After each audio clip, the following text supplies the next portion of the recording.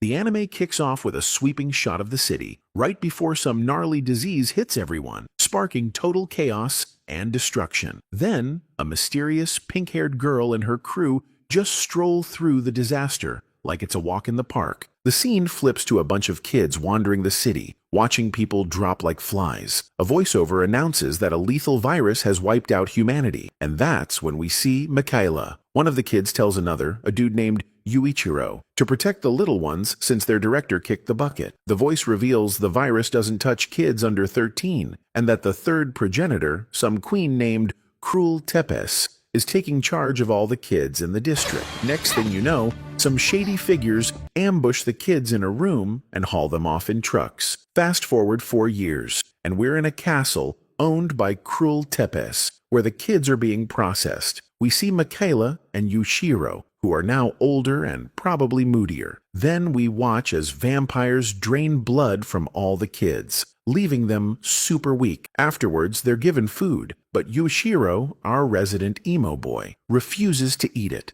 all salty about the whole situation. Michaela warns him he'll get sick if he keeps it up, telling him the place isn't so bad since they're safe and with their family. But Yuichiro isn't buying it. He's not about to be treated like livestock. Later, we see 2 guards step on some little kids, which totally ticks off Yuichiro, and he decides to play hero and demand an apology. He almost gets himself turned into a kebab until Lord Farid steps in. Farid, who's weirdly chummy with Michaela, asks what's up. Michaela explains that one of his family members, this clown Yuichiro, is causing trouble, but still accepts Farid's invitation to his mansion. Farid asks if Yuichiro is coming too, which sets the ugly boy off, and he tries to mouth off at him, but Michaela shuts him down. Naturally, Yuichiro gets mad at Michaela, but Mika explains it's literally impossible for a human to throw hands with a vampire and win. After that, Yuichiro asks Michaela if he knows the noble Lord Farid. Michaela's like, yeah,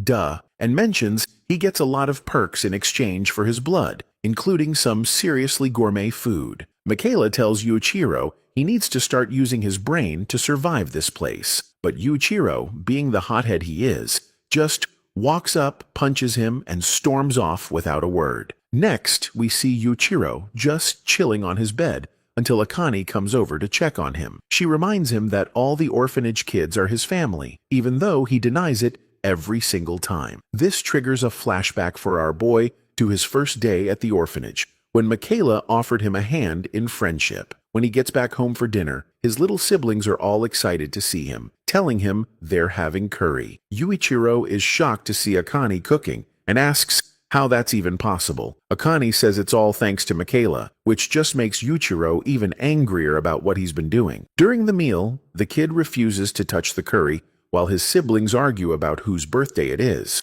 Akane settles it by declaring it's everyone's birthday. Then the kids ask Yuichiro where Michaela is, but he's got no clue what to say. Later, Michaela shows up late at night when everyone's asleep except Yuichiro, who was waiting for him. Yuichiro tells him next time he'll be the one to trade his blood for food, but Michaela just jokes about how his blood probably tastes gross and tells him not to worry. Then he tells Yuichiro to get ready to fight the vampires. Yuichiro tells Michaela to stop carrying the whole world on his shoulders, but Michaela just brushes it off as nonsense, saying he clings to Yuichiro's words for inspiration, just like the other kids do. After their heart-to-heart, they go eat curry, and Michaela gives Yuichiro a gun to fight vampires. He also shows him a map of the city he swiped from Farid's mansion. The plan? Escape tonight with the whole family, because they've got it all figured out. Yuichiro worries about the virus, but Michaela assures him they'll be fine since everyone in the family is only 12. Michaela then tells Akane to wake everyone up so they can start their super stealthy escape. Following Michaela's lead, they sneak through the city. In the sewers, the kids ask where they're going, and he tells them they're going back to their world where they can eat curry every day. Just then, they're almost caught by a guard, but manage to hide in time. As they near the end of their escape route, Farid pops up saying he's been waiting for them, totally savoring the despair on the kids' faces. He reveals he was just playing with them the whole time. Then he grabs one of the little girls and drains her dry, killing her. Yuichiro freaks out and shoots at Farid, but the vamp dodges it with his insane speed. Farid then reveals the map is real, and they're super close to the exit. Yuichiro tries to create an opening for the kids to escape, but fails miserably, letting Farid murder every single one of them, while Michaela screams for him to stop. Even Akane dies. This pushes Michaela to grab the gun and charge Farid, who thanks him for his divine blood before brutally killing him. But the sacrifice wasn't for nothing. Yuichiro uses the distraction to shoot Farid right in the head. Michaela, on the brink of death, tells Yuichiro to run, but he refuses to leave him, crying his eyes out over losing his entire family. Yuichiro finally listens after Michaela begs him to run as the guards close in. He manages to escape into a bleak, new world where some adults are talking about a prophecy being fulfilled. Apparently, it foretold the appearance of a test subject from the Hyakuya labs, the same labs that wrecked Japan. Some guy says he'll use Yuichiro to wipe out all the vampires. But Yuichiro just hugs him, sobbing, and promises to do it. We jump forward another 4 years, and our protagonist, Yuichiro, is now an adult. We see this loser still haunted by what happened to Mika all those years ago. Suddenly, a horseman of the apocalypse attacks. Yuichiro's teammates try to talk to the beast, wondering why a rookie is even there and telling him to fall back. But our boy refuses, driven only by his thirst for revenge against the vamps. Ignoring his superior's orders, he charges the beast and, not gonna lie, defeats it pretty easily, slicing it clean in half with his sword. In the next scene, this clown is at school, complaining about being punished even though he saved the day. The teacher calls him out for muttering and disrupting the class, threatening to suspend him if he keeps up the attitude. Yuichiro isn't fazed at all. In fact, he's thrilled by the teacher's words, which shocks everyone in the room. Just then, a girl taps his shoulder. Our hero turns to ask who she is. The girl, writing in a notebook, introduces herself as Shinoa Haragi, an army envoy sent to supervise him. She makes it clear that if he doesn't cooperate by attending class, she'll have to report him, which will just extend his suspension. The protagonist gets ticked off, which in turn annoys the teacher for being ignored. Shinoa stresses the importance of cooperation, and he finally caves and follows the teacher's orders. Shinoa also mentions that if he can't make at least one friend, his punishment won't be lifted. This triggers a flashback for our boy, back when he thought the entire human race was extinct. But Guren and Shinoa told him that was just vampire propaganda. Sure, a chunk of humanity is gone, but when the trumpets of the apocalypse sounded, weird monsters appeared, and now the human race is making a comeback. The colonel of the Japanese Imperial Demon Army,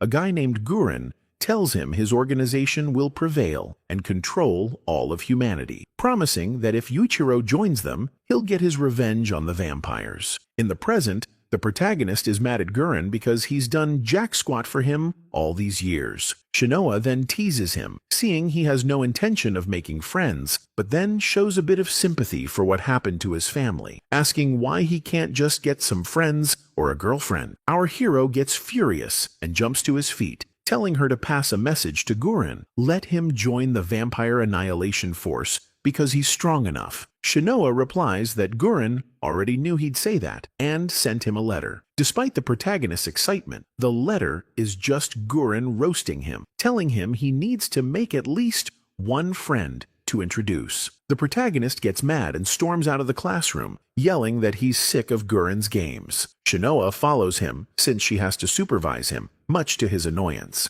They then see some bullies picking on a kid, but the protagonist decides to ignore it. However, he changes his mind and confronts the bullies when they treat the kid like livestock. The bullies mock him, saying he'll end up just like Yoichi, but our hero just asks if they want to fight while making fun of them. Shinoa warns him that if he hurts a civilian, his punishment will be extended, which leads to him taking a punch and getting beat up by the bullies. While running errands for the bullies, Yoichi apologizes over and over to the protagonist, who gets tired of his attitude and scolds him for letting other students push him around. Yoichi defends himself, saying that's not true, and reveals he wanted to ask Yamanaka for a favor to join their group. The protagonist asks who Yamanaka is, and Yoichi replies he's the one who punched him. He explains he needs the favor because he failed the Imperial Demon Army's entrance exam, and Yamanaka was offered a spot in the prestigious Moon Demon Company. So, he wants Yamanaka to put in a good word for him so he can retake the exam. The protagonist is shocked to hear this,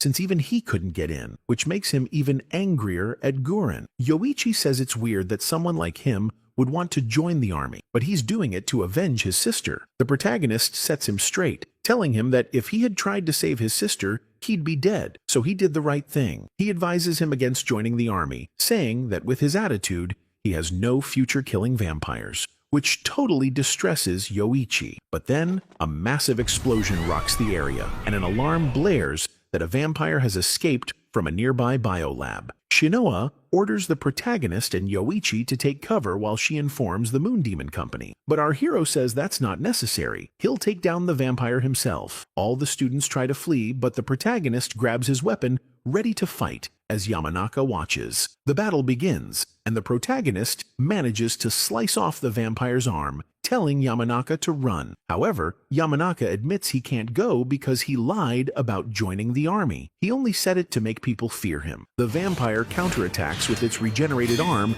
giving the protagonist a tough time. Just as the vampire is about to regain her full power, Yoichi jumps in, tackling her. The protagonist thanks him and continues the fight, but a moment of distraction allows the vampire to throw him out a window, though his sword manages to pierce her. The vampire scoffs at the small wound, but just then, Guren appears and finishes her off. Guren mocks the protagonist for trying to fight a vampire without an enchanted weapon, but thanks him for stepping in. The protagonist tells him he's seen what he can do and wants to be accepted into the company. Guren refuses, arguing that Yuichiro doesn't know how to work in a team, and calls him out for not having a single friend. At that moment, Yoichi appears and tackles the protagonist in a hug, thanking him for what he did. Even though he knocks him out, he proves he's his friend, which makes Shinoa remind Guren that he has to keep his promise. While the protagonist is unconscious, he has a vision of Mika, who tells him to give up this life of revenge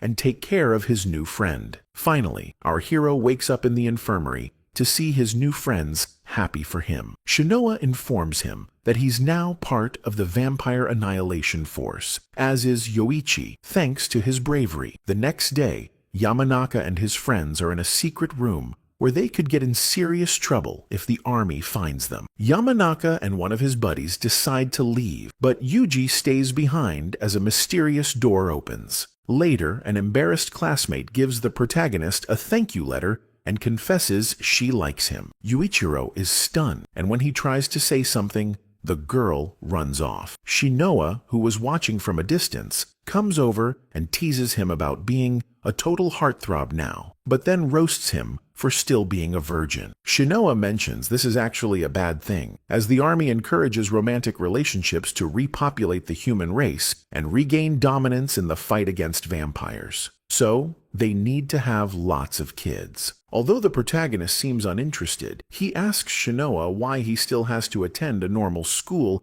if he's already earned a spot in the Vampire Annihilation Force. Shinoa replies that he can take his complaints to the lieutenant colonel. Yuichiro gets angry, saying Guren is never in his office, so he can't. Shinoa calms him down, telling him there's no point in yelling at her and that his training has already begun. She then shows him the demon she's made a pact with, named Shikama Doji, and her demonic weapon used against vampires, leaving Yuichiro completely amazed. After seeing it, Yuichiro says that with a weapon like that, he could defeat the vampires. Shinoa tells him that even if he had one, he couldn't win without help, which is why he needs to learn teamwork. Our boy interrupts her and challenges her to a duel for her sword so he can avenge his family. But Shinoa says he can't use a demonic weapon that has a pact with someone else. So Yuichiro tells her to show him what she's got, kicking off a very one-sided fight. Shinoa tells the protagonist it's stupid to use his normal weapon against hers,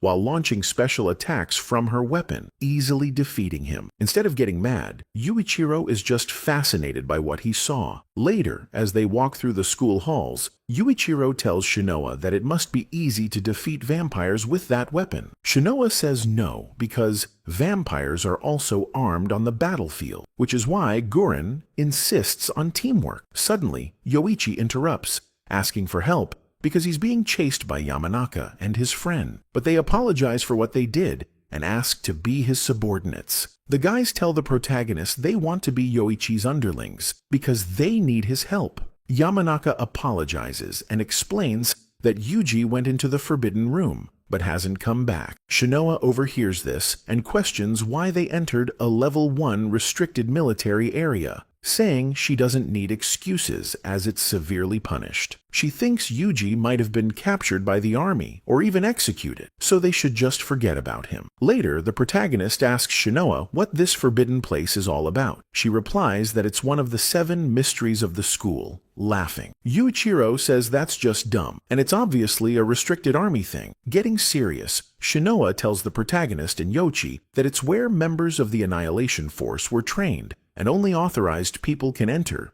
due to the risk of being possessed by a demon. The protagonist is shocked to hear this, as Shinoa tells him he must accompany her for the next step of his training. They head to the underground sanctuary, which are tunnels built to prevent flooding but are now used for training, just like the school itself, where they recruit people unaffected by the demon's evil aura. Shinoa finally confesses that the entire school is a large-scale human experimentation lab. They then arrive at the door where Yuji disappeared. Shinoa explains that only selected members of the Annihilation Force or those chosen by a demon pass through there. However, Yuji wasn't selected, which means his heart must have been devoured, turning him into a human-eating demon. Shinoa tells them she'll show them the power of her demonic weapon, but the protagonist rushes ahead, intending to defeat the demon to gain more power for his revenge. Yuichiro enters the forbidden room and finds many weapons belonging to the fallen in the center, and a possessed Yuji. Shinoa orders him not to interfere, as the Annihilation Force will rescue him. But our hero is interested in making a pact with the demon, Asuramaru, that Yuji has, and charges into battle. Shinoa sends Yoichi to get reinforcements. The protagonist starts his fight, but Shinoa stops him to warn that if he touches the axe with his bare hands, he'll be possessed by the demon. She also tells him his heart, filled with revenge,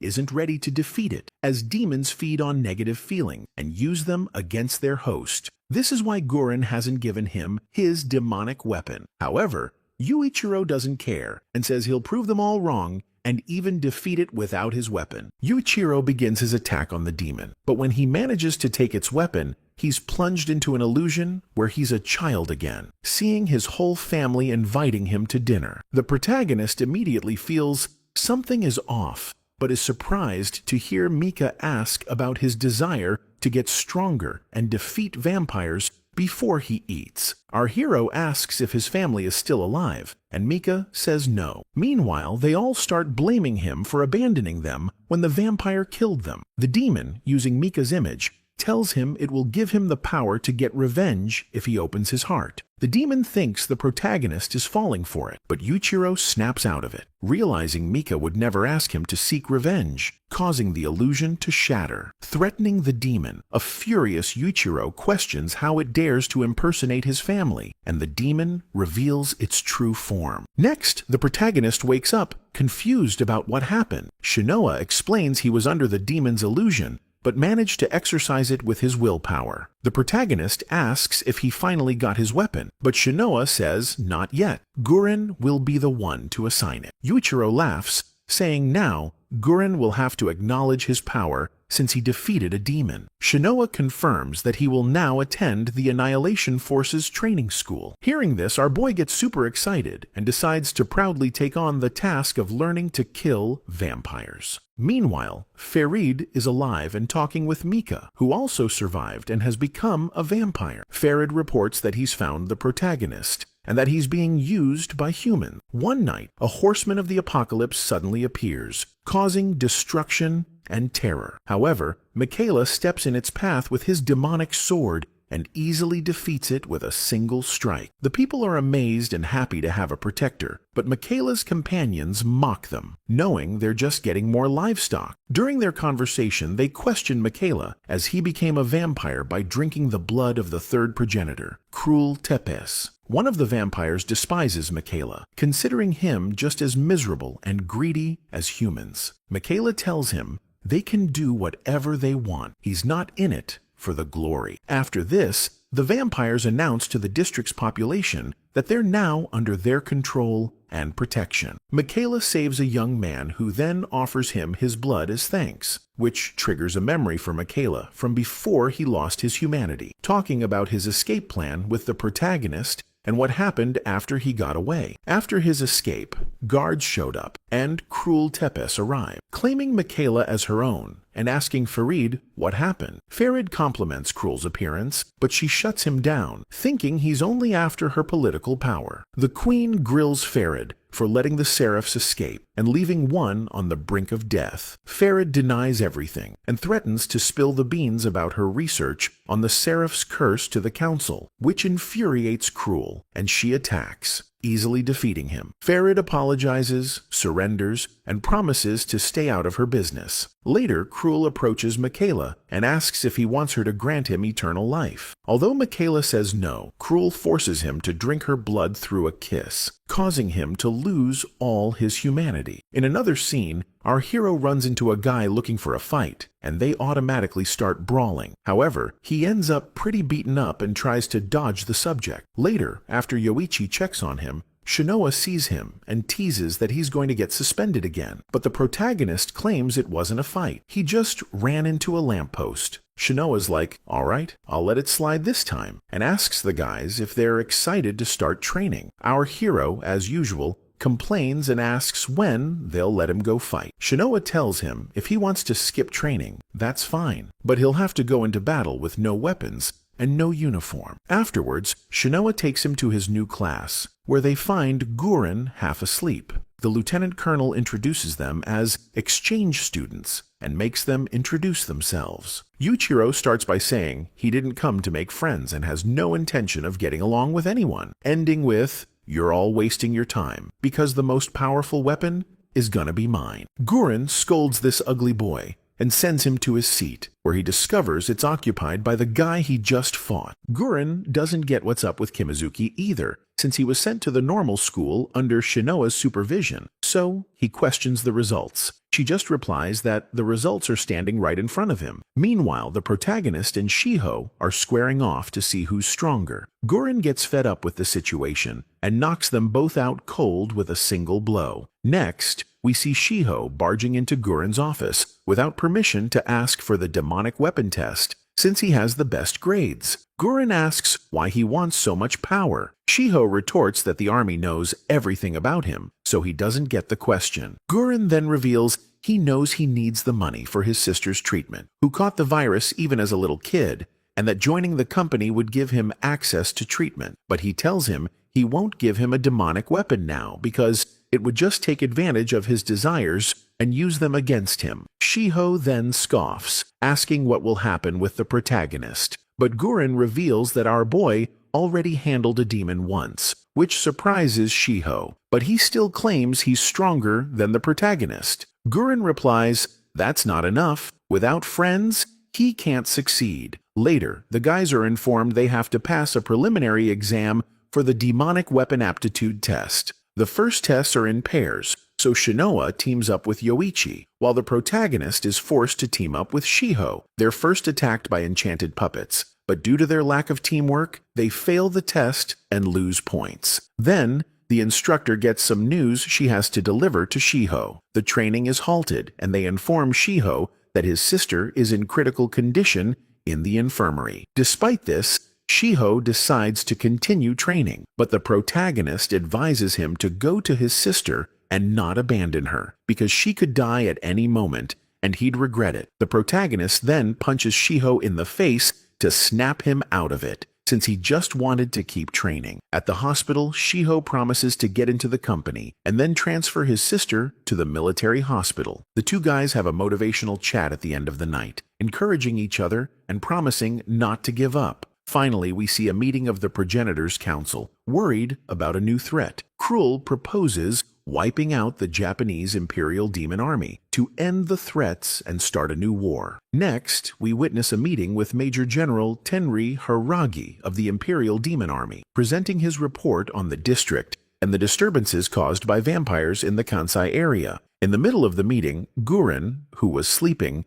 wakes up and asks if the boring meeting is over yet. General Tenri Shiragi warns him to watch his mouth, but Gurren decides to leave, asking for a summary later. He believes he shouldn't be there since the army is controlled by the Hiragi family, and as an Ichinos, he sees no reason to stay. As he leaves, he complains about the boring meeting, but suddenly the protagonist appears and attacks him. Gurren easily stops him and mocks him, saying he's as predictable as ever and just wants to have fun fighting. The enraged protagonist questions why he disappeared for 10 days without giving him his demonic sword. Gurren decides to give him a quick answer to avoid attracting the Hiragi family's attention. He proposes he sign a contract with a demon and then sends him to the battlefield, but also warns that if he dies, he won't be responsible. Our hero can't believe what he's hearing, but excitedly accepts the contract. Before leaving, Gurren smacks him on the head and warns him never to try a flying kick on him again. Later, the protagonist runs into Shinoa,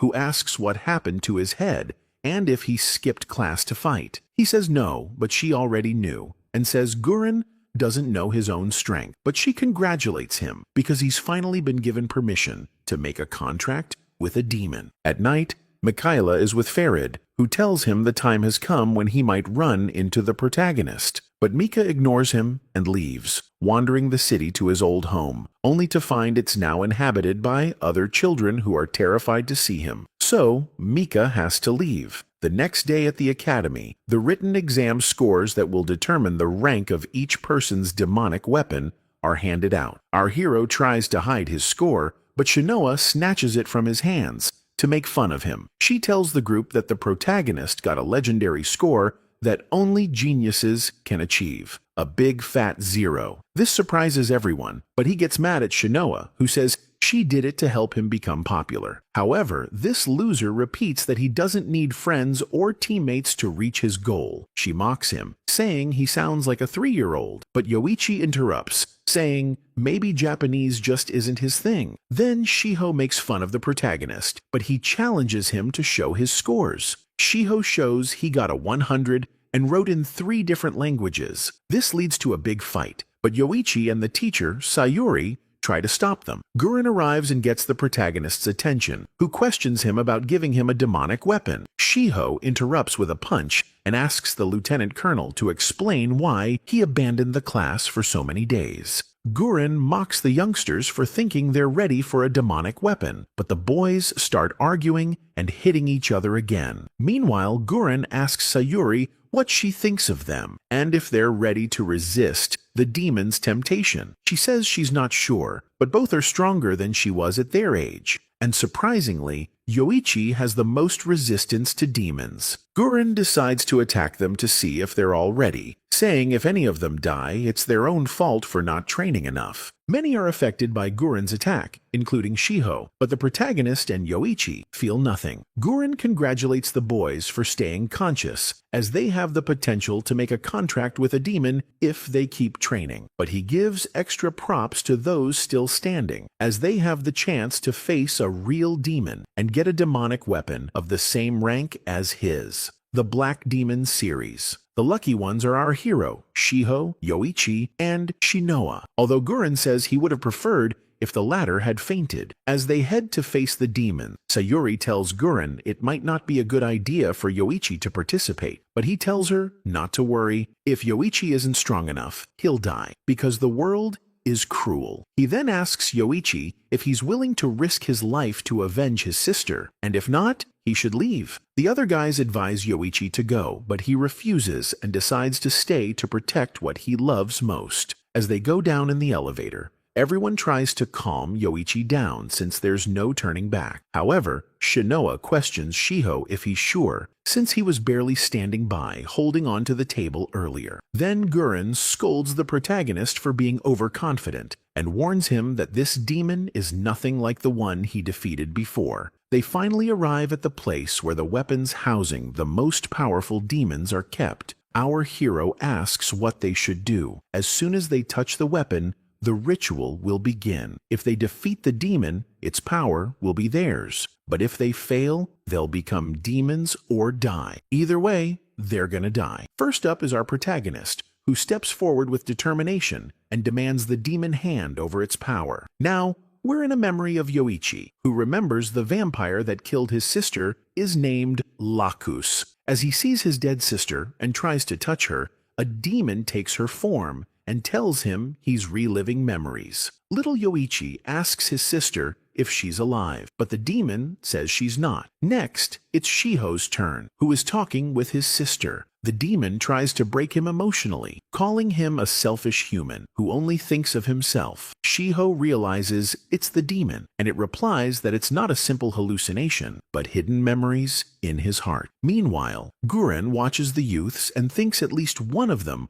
will make it after seeing Shiho. We then shift to the protagonist's illusion, where he meets Mika again. Our hero tells the demon to stop wasting its time imitating his family. The demon is surprised that the protagonist doesn't care about his family. However, the protagonist replies that he knows the demon's mind games and demands its power. The demon manifests and attacks, managing to trap him with its ability. It questions if he thinks that just because he beat a low-level demon, he can face a demon like her, threatening to play with his heart as it pleases. But our hero doesn't care and keeps demanding its power. The demon asks what he wants the power for. The protagonist says he wants it to avenge his family. The demon agrees to give him infinite power but warns it won't be enough. Taking the form of a Kani, it tells him he must devote his life to revenge and tries to make him feel guilty for abandoning his family. It also tells him he must give up love and not replace his old family with new friends, forgetting them. The protagonist demands the demon shut up, but when it doesn't,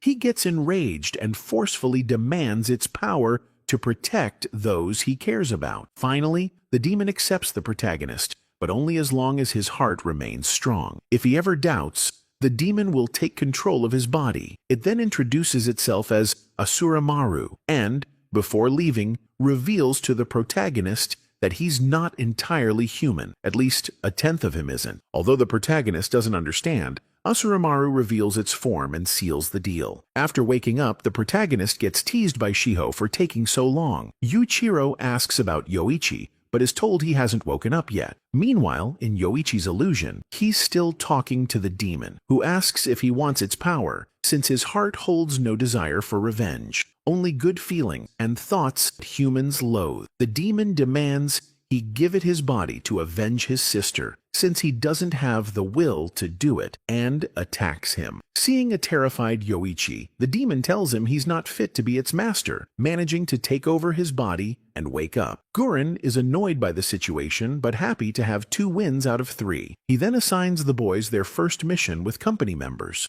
They must defeat the Devourer Demon. The Devourer Demon attacks Guren first, but fails. So it then decides to attack the protagonist and Shiho, but can't harm them either. The protagonist asks Guren what they should really do, as he doesn't want to kill his comrade. However, Guren tells them to end his suffering. He's no longer their comrade, just a demon. The protagonist refuses once more, but Guren demands he follow orders, saying if they want to die, he won't intervene. He tells them if they have any pride left as soldiers, they must finish the demon. The boys decide to fight the demon and manage to disarm it, letting their guard down. But before Guren can warn them, the demon attacks the protagonist. Shiho takes the opportunity to finish it, but stops, unable to kill Yoichi. The demon mocks them for not being able to kill it, while they try to convince Yoichi not to give up and fight the demon. Shinoa tries to get Guren to intervene, as the boys aren't ready to kill their friend. Guren realizes Shinoa has feelings for these kids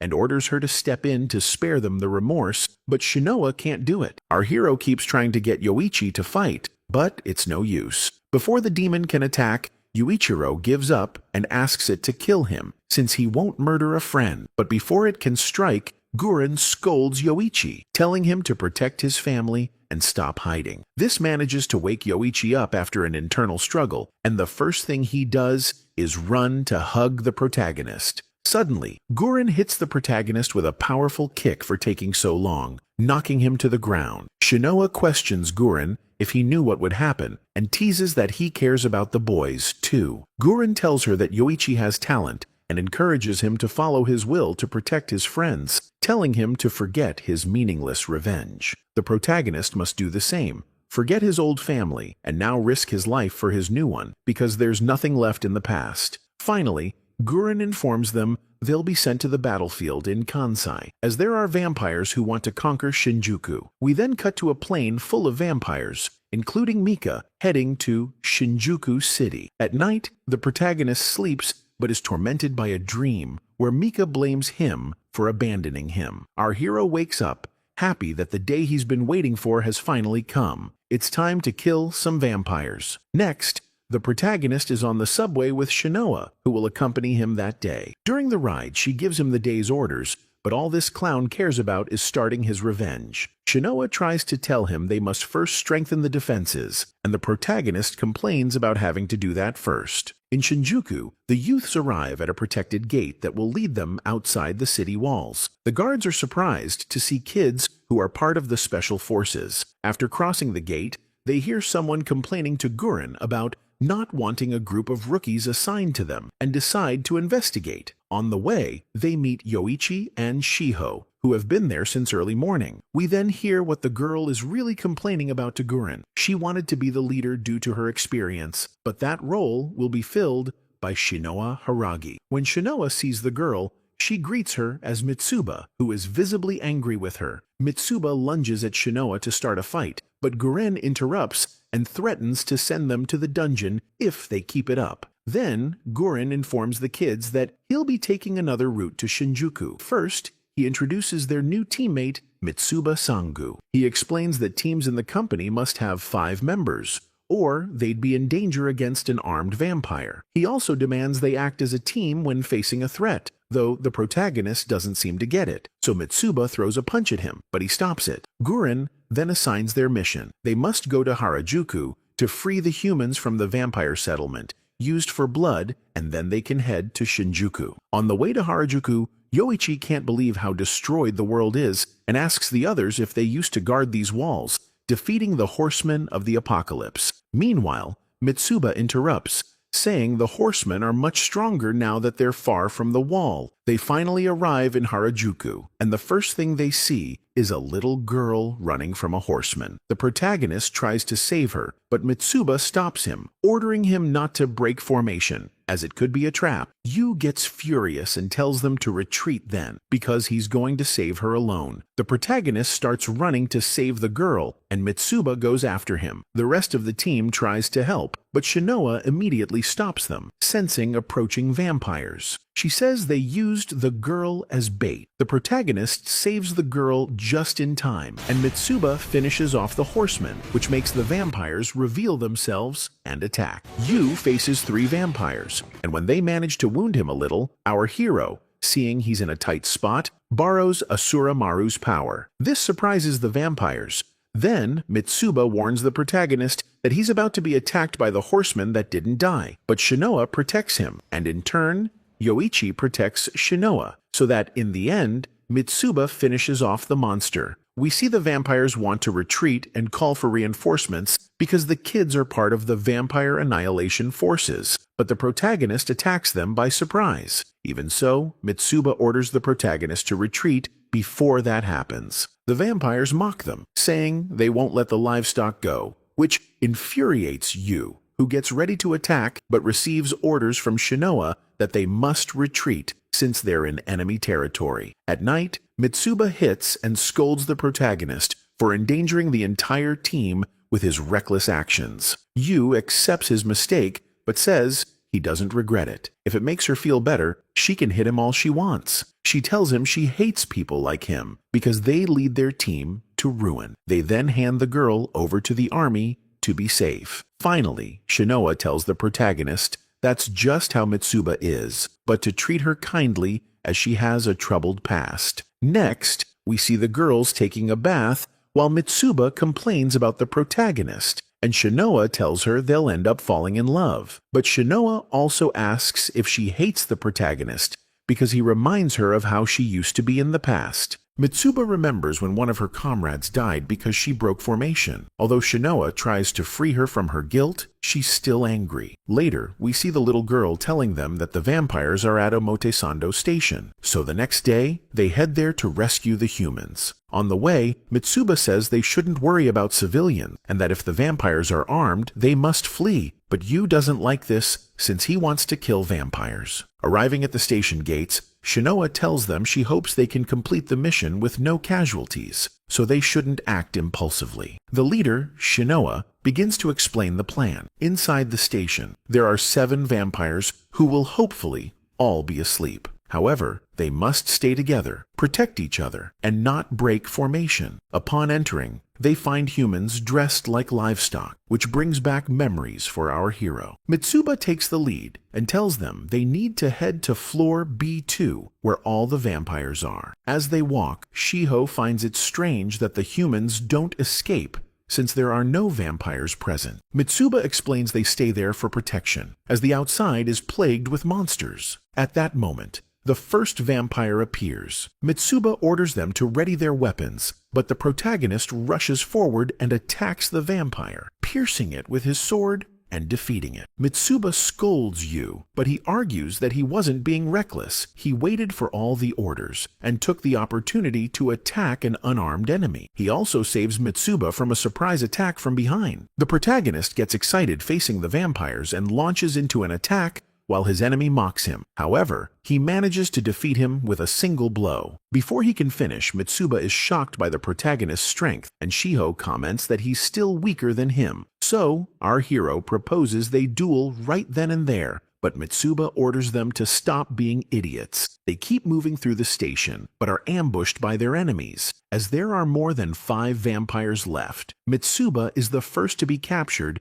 and realizes they used the little girl as a decoy to feed them false info. She orders her teammates to retreat, but this clown refuses to abandon her and tries to rescue her. As they head towards her, the rest of the team fights off the vampires. The protagonist manages to reach Mitsuba and saves her by slicing the vampire, holding her hostage in half. Then Yu tells the vampires that if they thought humans were disgusting, they should wait and see how they get defeated by these very humans, ready to give his all to save his loved one. In the center of the battle formation, surrounded by vampires, the kids agree they can take them all down, but they wait for Mitsuba's order to attack. They finally manage to rescue everyone. At the rescue camp, the little girl approaches the protagonist to apologize for what she did. As she cries, our hero calms her down, telling her she just wanted to protect her family and friends and did the right thing. As Mitsuba watches this, Shinoa teases her, implying she's fallen for the protagonist. After being rescued, Mitsuba says she doesn't understand why Yu acts this way. Shinoa tells her it's because Yu was a prisoner when he was little. Later, Mitsuba confronts the protagonist about his past, but he tells her not to dig into it. Still, she tells him that from her point of view, he did nothing wrong. Yu, looking sad,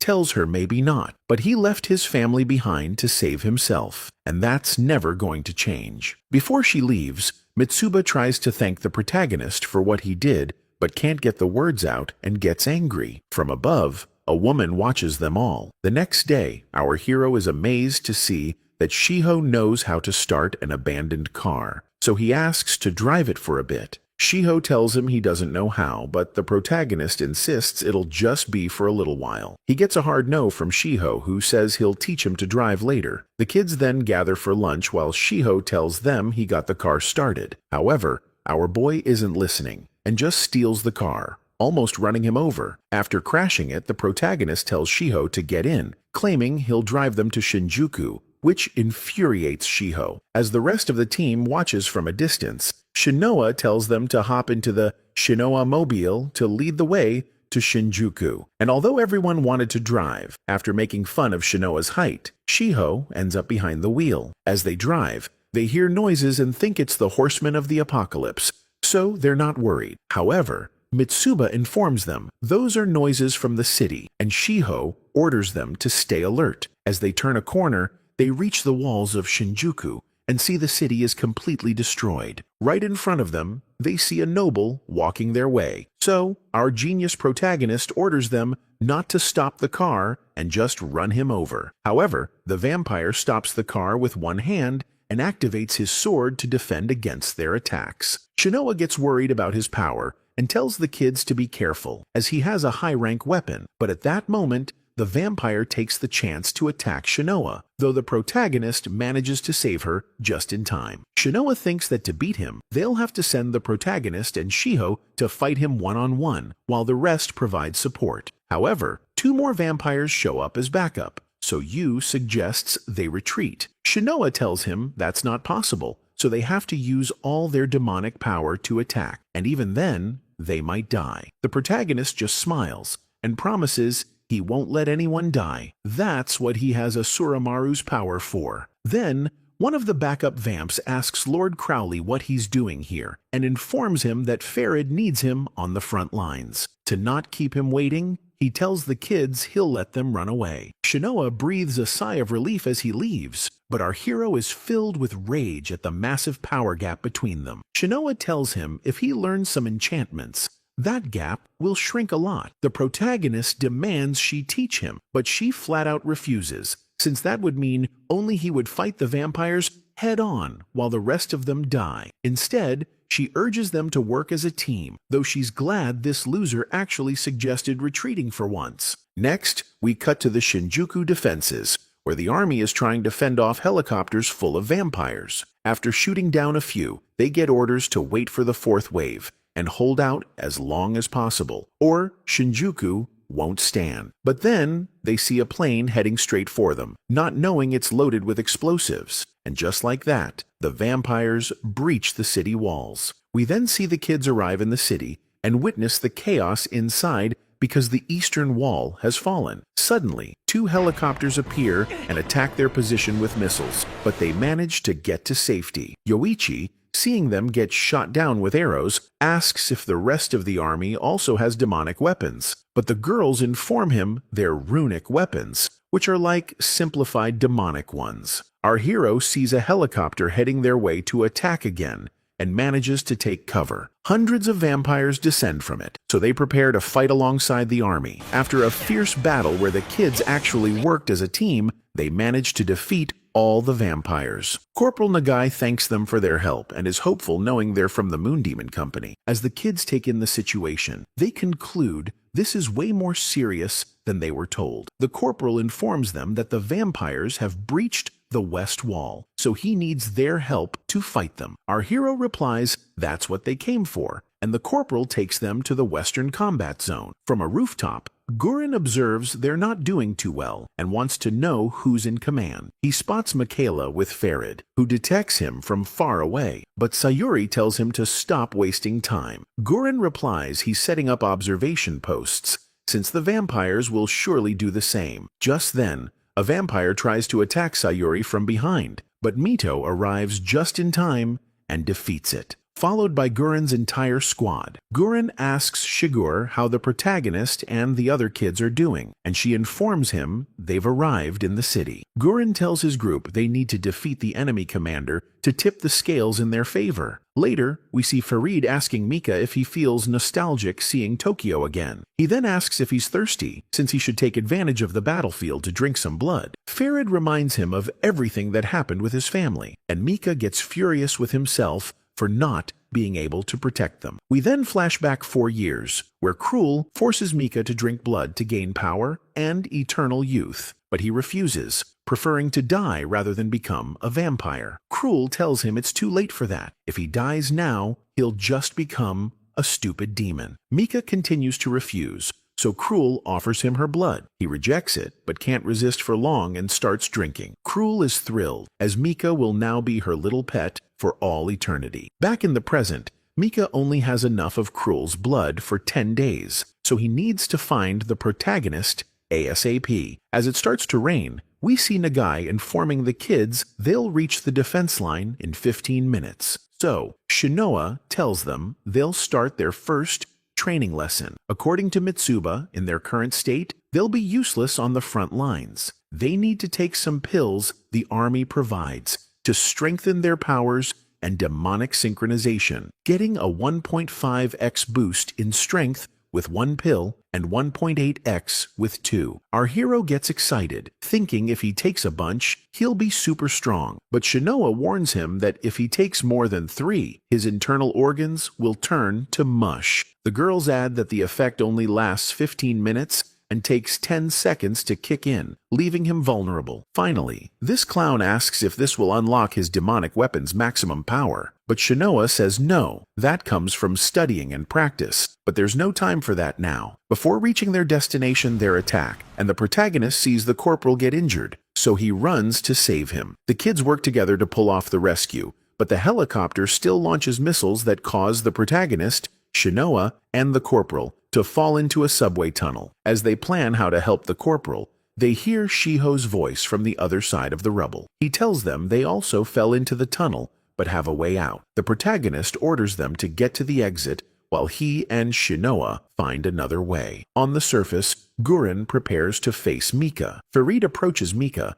lamenting the casualties from Gurren's attack, and mentions that the humans are using their best fighters, pointing out that Gurren belongs to the Vampire Annihilation Force, the Moon Demon Company. He orders his subordinates to attack Gurren's unit. Meanwhile, Gurren invokes the power of his sword, Mahiru no Yo, and tells them to enjoy their last meal, motivating his people by saying, if they win this battle, they win the war. Next, we see a memory of Yu, where he and Mika are reading. Mika asks what he would do if he could escape the city, but our hero replies that the outside world is totally dead. However, Mika tells him to imagine a situation where they could escape and live outside without the virus. The protagonist thinks that would be awesome. Mika tells him to try harder then, before leaving. Although Yu didn't get it back then, in the present, he realizes he was wrong. The outside world is no paradise. Shinoa approaches the protagonist to tell him the corporal is safe and that Gurren has sent new orders. Gurren is fighting the main vampire force at the intersection of 5th Street in West Shinjuku and needs them to join him. Yu says if they defeat the vampires, they'll win the battle. Shinoa replies that maybe the vampires think the same and consider defeating the lieutenant colonel a victory in itself. Therefore, she suggests they hurry to meet the others at the defense line. On their way, they hear wounded soldiers expressing their doubts about the Annihilation forces, asking for help since they're just kids and believe they'll be defeated soon. The protagonist goes over to ask where they are so he can go help his friends, and the soldier informs him they're in Shinjuku Central Park. Yu tells Shinoa that he and she will take care of it, and that they should send the platoons to the defense line. Shinoa tries to stop this clown, telling him he shouldn't act on assumptions about who and where his friends are, and their priority should be reinforcing Gurren, as they're the only ones who can help him. The protagonist ignores her and keeps walking towards the Central Park. At the defense line, Gurren and his comrades are fighting numerous vampires. Gurren complains that more enemies keep coming. Sayuri proposes that she and Mito cover him so he can attack the vampire commander. Meanwhile, Ferret comments that everything would be more interesting if Crowley had arrived on time. He orders Lacus and Renee to distract all the humans except Gurren and tells Mika it's time to show his power as they prepare to attack Gurren together. However, Mika says he'll handle the arrogant human who attacked him with his sword all by himself. Back with the protagonist, we see Shinoa decides to go with him, and he thanks her. When they reach the Central Park, they see their teammates are defeating the vampires but are completely exhausted. Shiho, after saving Yoichi, comments that he never imagined fighting without the protagonist, and Shinoa would be so hard. While they're fighting, a vampire attacks Shiho from behind, but Yu arrives just in time to save him. He asks where the other enemies are, but is disappointed to learn he just killed the last one. Shiho confronts the protagonist and scolds him for not following the plan to regroup at the defense line. Our hero apologizes but says if they face the same situation tomorrow, he'd do it again, because it's not just about trust, but about doing it as many times as necessary. This earns him some teasing from his teammates for being stubborn. Finally, the whole group heads to the defense lines. In the battle, the situation is still a stalemate as Gurren fights Mika. Both are very strong and can't gain an advantage. Guren tries to place an explosive on Mika's forehead, but he dodges it as the explosion is too slow and Guren's ancient spells don't work. On the vampire side, Ferret appears to praise Mika and warns him to stop being so arrogant, or he'll die. He offers his help, but Mika refuses, claiming he won't lose. However, Mika doesn't realize he's standing on a trap set by Shigur. Guren then orders his team to begin their joint attacks. Shigur and Goshi attack, but miss. Just as Guren is about to kill Mika, Ferret saves him at the last second and tells him he owes him one. Guren is sent flying by Ferret's blow and complains that he's too powerful. Ferret suggests they work together, but Mika refuses now that he knows his enemy's moves. Mika readies his sword and prepares to attack, so Guren decides to take a second power pill while his teammates advise against it, saying he'll die. Guren asks Mika, if he's such a gentleman, to give him 20 seconds to take his medicine. However, Mika attacks him directly and warns him he'll stop holding back, threatening to kill him. Just before Mika kills Guren, the kids arrive, but aren't fast enough. Mika runs Guren through with his sword, unleashing the protagonist's fury. He can't see the face of the one who hurt Guren, and runs him through with his own sword, causing both Mika and Yuichiro to be shocked when they come face to face. None of the kids can believe what's happening. Guren yells at this ugly boy to activate his sword and finish Mika. Since the protagonist doesn't do it, Guren gets up and tries to do it himself, but fails. Badly wounded, Guren gets up with what little strength he has left and punches the protagonist for not acting. Yu is still in shock, unable to process what's happening. Guren warns him not to let his guard down, and the other kids ask why he didn't kill the enemy. The protagonist confesses it was Mika, someone from his family, and proceeds to confirm if it's really his brother. The boys are overjoyed at their reunion, even though they're on opposite sides. Ferret mocks them and teases Mika, who got his long-awaited reunion, asking what he'll do now. Under Ferret's influence, Mika says he'll save the protagonist from the greedy humans who are using him. However, Ferret tells him that as long as he's human, they can't coexist, and suggests Cruel turn him too. Mika vehemently opposes this and threatens to kill Ferret if he gets near the protagonist. Ferret agrees, but offers to help by distracting the other humans. Meanwhile, Mika looks at the protagonist and laments that his human friends are just using him for their own benefit because of his good nature. Finally, Ferret orders the battle to begin, killing everyone except Yu. At that moment, Crowley joins the fight, and Ferret now proposes not to kill them but to capture them as livestock for feeding in an operation called domestication. Seeing another noble has arrived, Guren orders a full retreat of all troops. However, the protagonist refuses to leave his family there. Guren asks if he wants everyone to stay and die. The protagonist understands and begins the retreat, planning to maintain formation until they reach the second defensive line. But Ferret stops them, causing Yu to fly into a rage and attack uncontrollably. Guren tries to save him but gets injured again. Then, Mito tries to flee to help Guren, but is stopped by a vampire. Mito suggests killing them all, but Yoichi says it won't be that simple. As the kids continue to fight the vampires, Yoichi spots his sister's killer. Crowley happily interrupts, finding him again, and promises not to leave him alone. Then we see Ferret about to finish off Guren, but our hero runs to his aid. However, Ferret dodges him, getting behind him and threatening to taste his blood. Mika automatically slices off his arm and proposes to the protagonist that they leave everything behind and run away together. But this clown refuses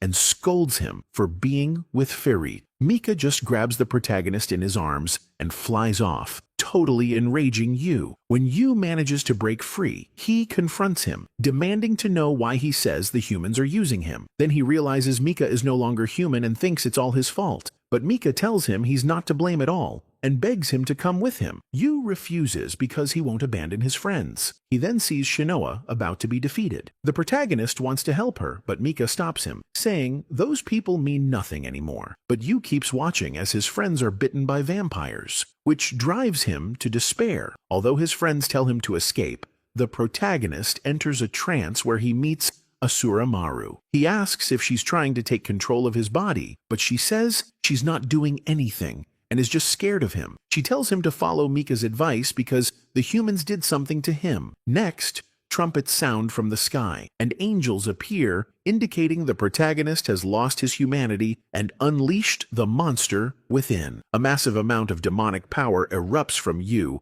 granting him insane strength. Every punch he throws causes bloodshed and destroys the place. Thanks to this power, he's on par with Crowley and manages to corner him while Mika tries to stop him. But Crowley goes to Farit, who is interrogating Gurren about the power surge and ironically confirms it's an experiment. Then the protagonist turns to kill Shinoa, having no control over his body. Gurren tells Shinoa to find a way to bring him back. Just as the protagonist is about to murder Shinoa, Mika jumps in between and takes the sword blow. But Yu doesn't seem to react and continues his mission, kill everyone. Meanwhile, Gurren orders Shinoa to do something or they'll all die. So Shinoa throws herself at the protagonist and hugs him, begging him to stop. Suddenly, our hero seems to regain consciousness and finally passes out. Gurren laughs at Farit, telling him that was his ace up the sleeve. Farit says it's a shame it didn't do anything, but Gurren replies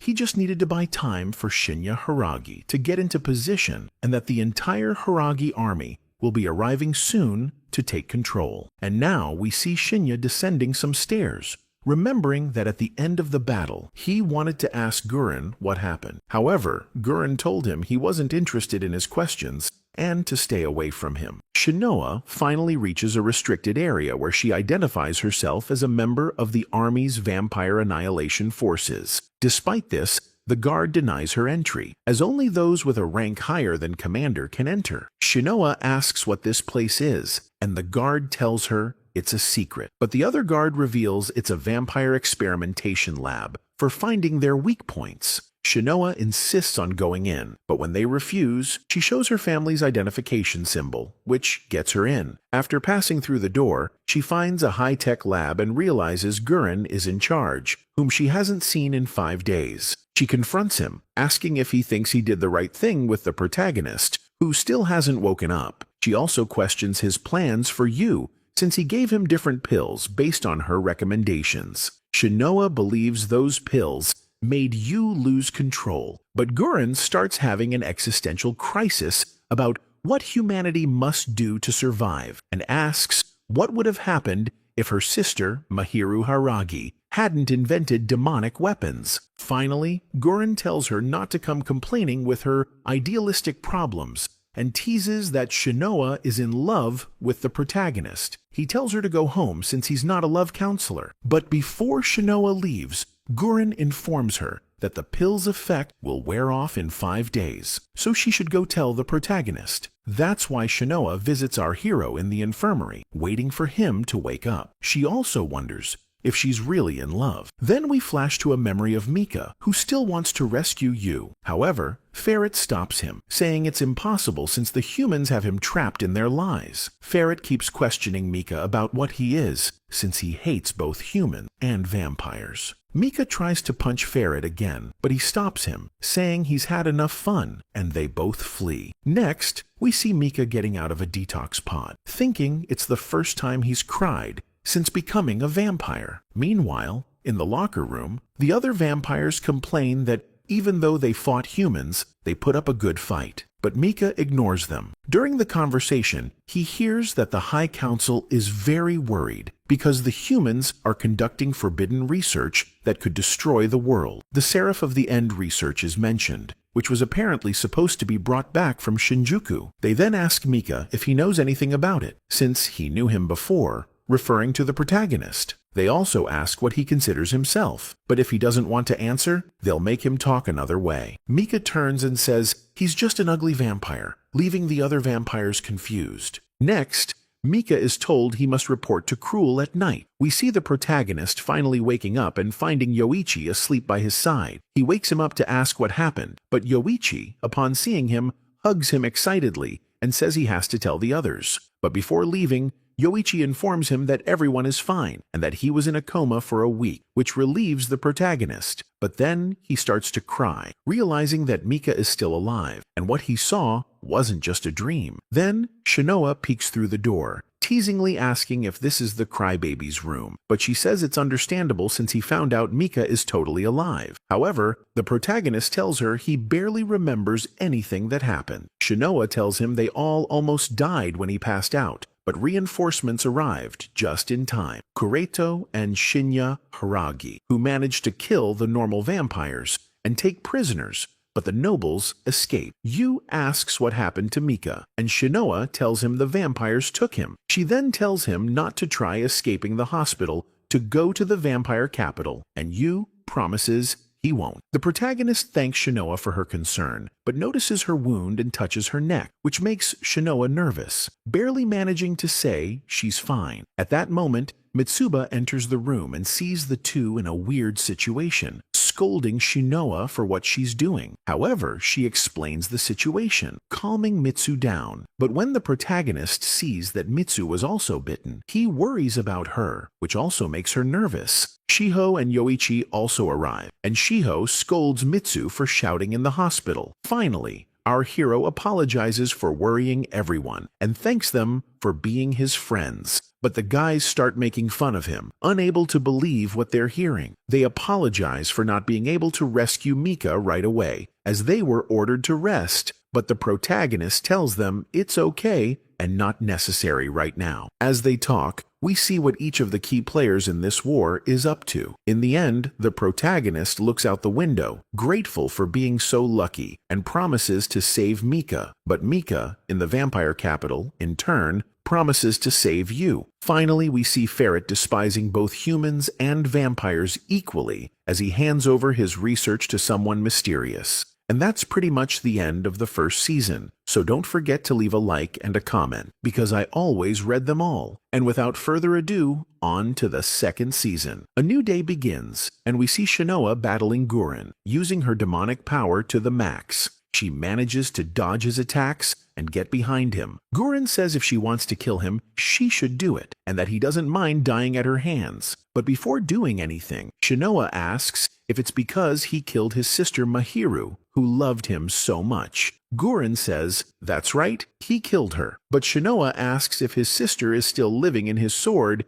and if Gurren is possessed by her, and that's why he's using Yu under her orders. Then Shinoa stops threatening Gurren and asks that if he won't do right by the protagonist, to please just leave him alone. Gurren doesn't give a straight answer, but hints that his sister might indeed be living in his sword. Next, the young woman walks down a hallway to a library where the protagonist is reading books. Our hero complains about being tired and closes his eyes for just a moment. When he opens them, Shinoa is right beside him. She scolds him for still being here when he should be resting. Yu tells her he's tired of resting so much and also asks what's wrong, as she seems a bit restless. Shinoa says nothing's wrong and picks up a book from the floor to tease the protagonist for reading pervy books. But as she flips through the pages, something catches her eye that leaves her surprised. Before leaving, she asks the protagonist if he's trying to turn Mika back into a human and says she has information that might help him. The protagonist is surprised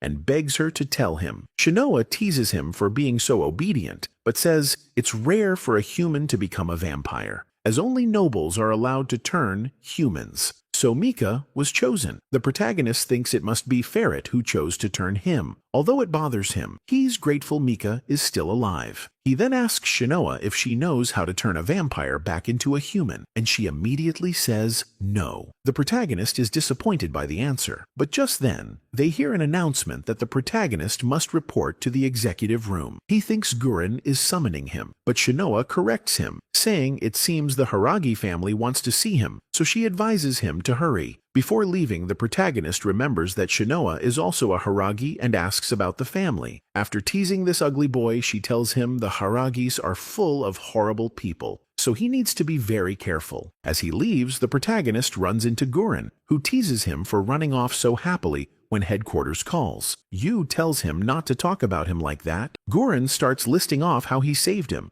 and taught him to survive, so if he feels indebted to him, it's payback time. And because it's him, he shouldn't submit to the Haragis. Hearing this, the protagonist gets annoyed and tells him, if that's all it was, not to bother him. He tells him not to worry, as he has no plans to abandon or betray his comrades. The protagonist leaves, and, on his way to the executive room, runs into Mitsuba in the elevator, who was also summoned. Seeing her, Yu asks how it went. She says it went well, just an interview about her performance against the vampires, and then says she might get promoted. The protagonist says that's great, but he doesn't seem interested. Before she leaves, she sadly yells at him to say something, that he also knows she was useless in battle. Then she starts crying in frustration, thinking she's too weak, but will get promoted thanks to her family name. The protagonist approaches her and tells her not to worry. He also says he just realized he has 2 young ladies with important last names on his team, so he congratulates her on her promotion and asks her to help him with his family. Mitsuba confesses to the protagonist that they also asked about that matter. They wanted to find out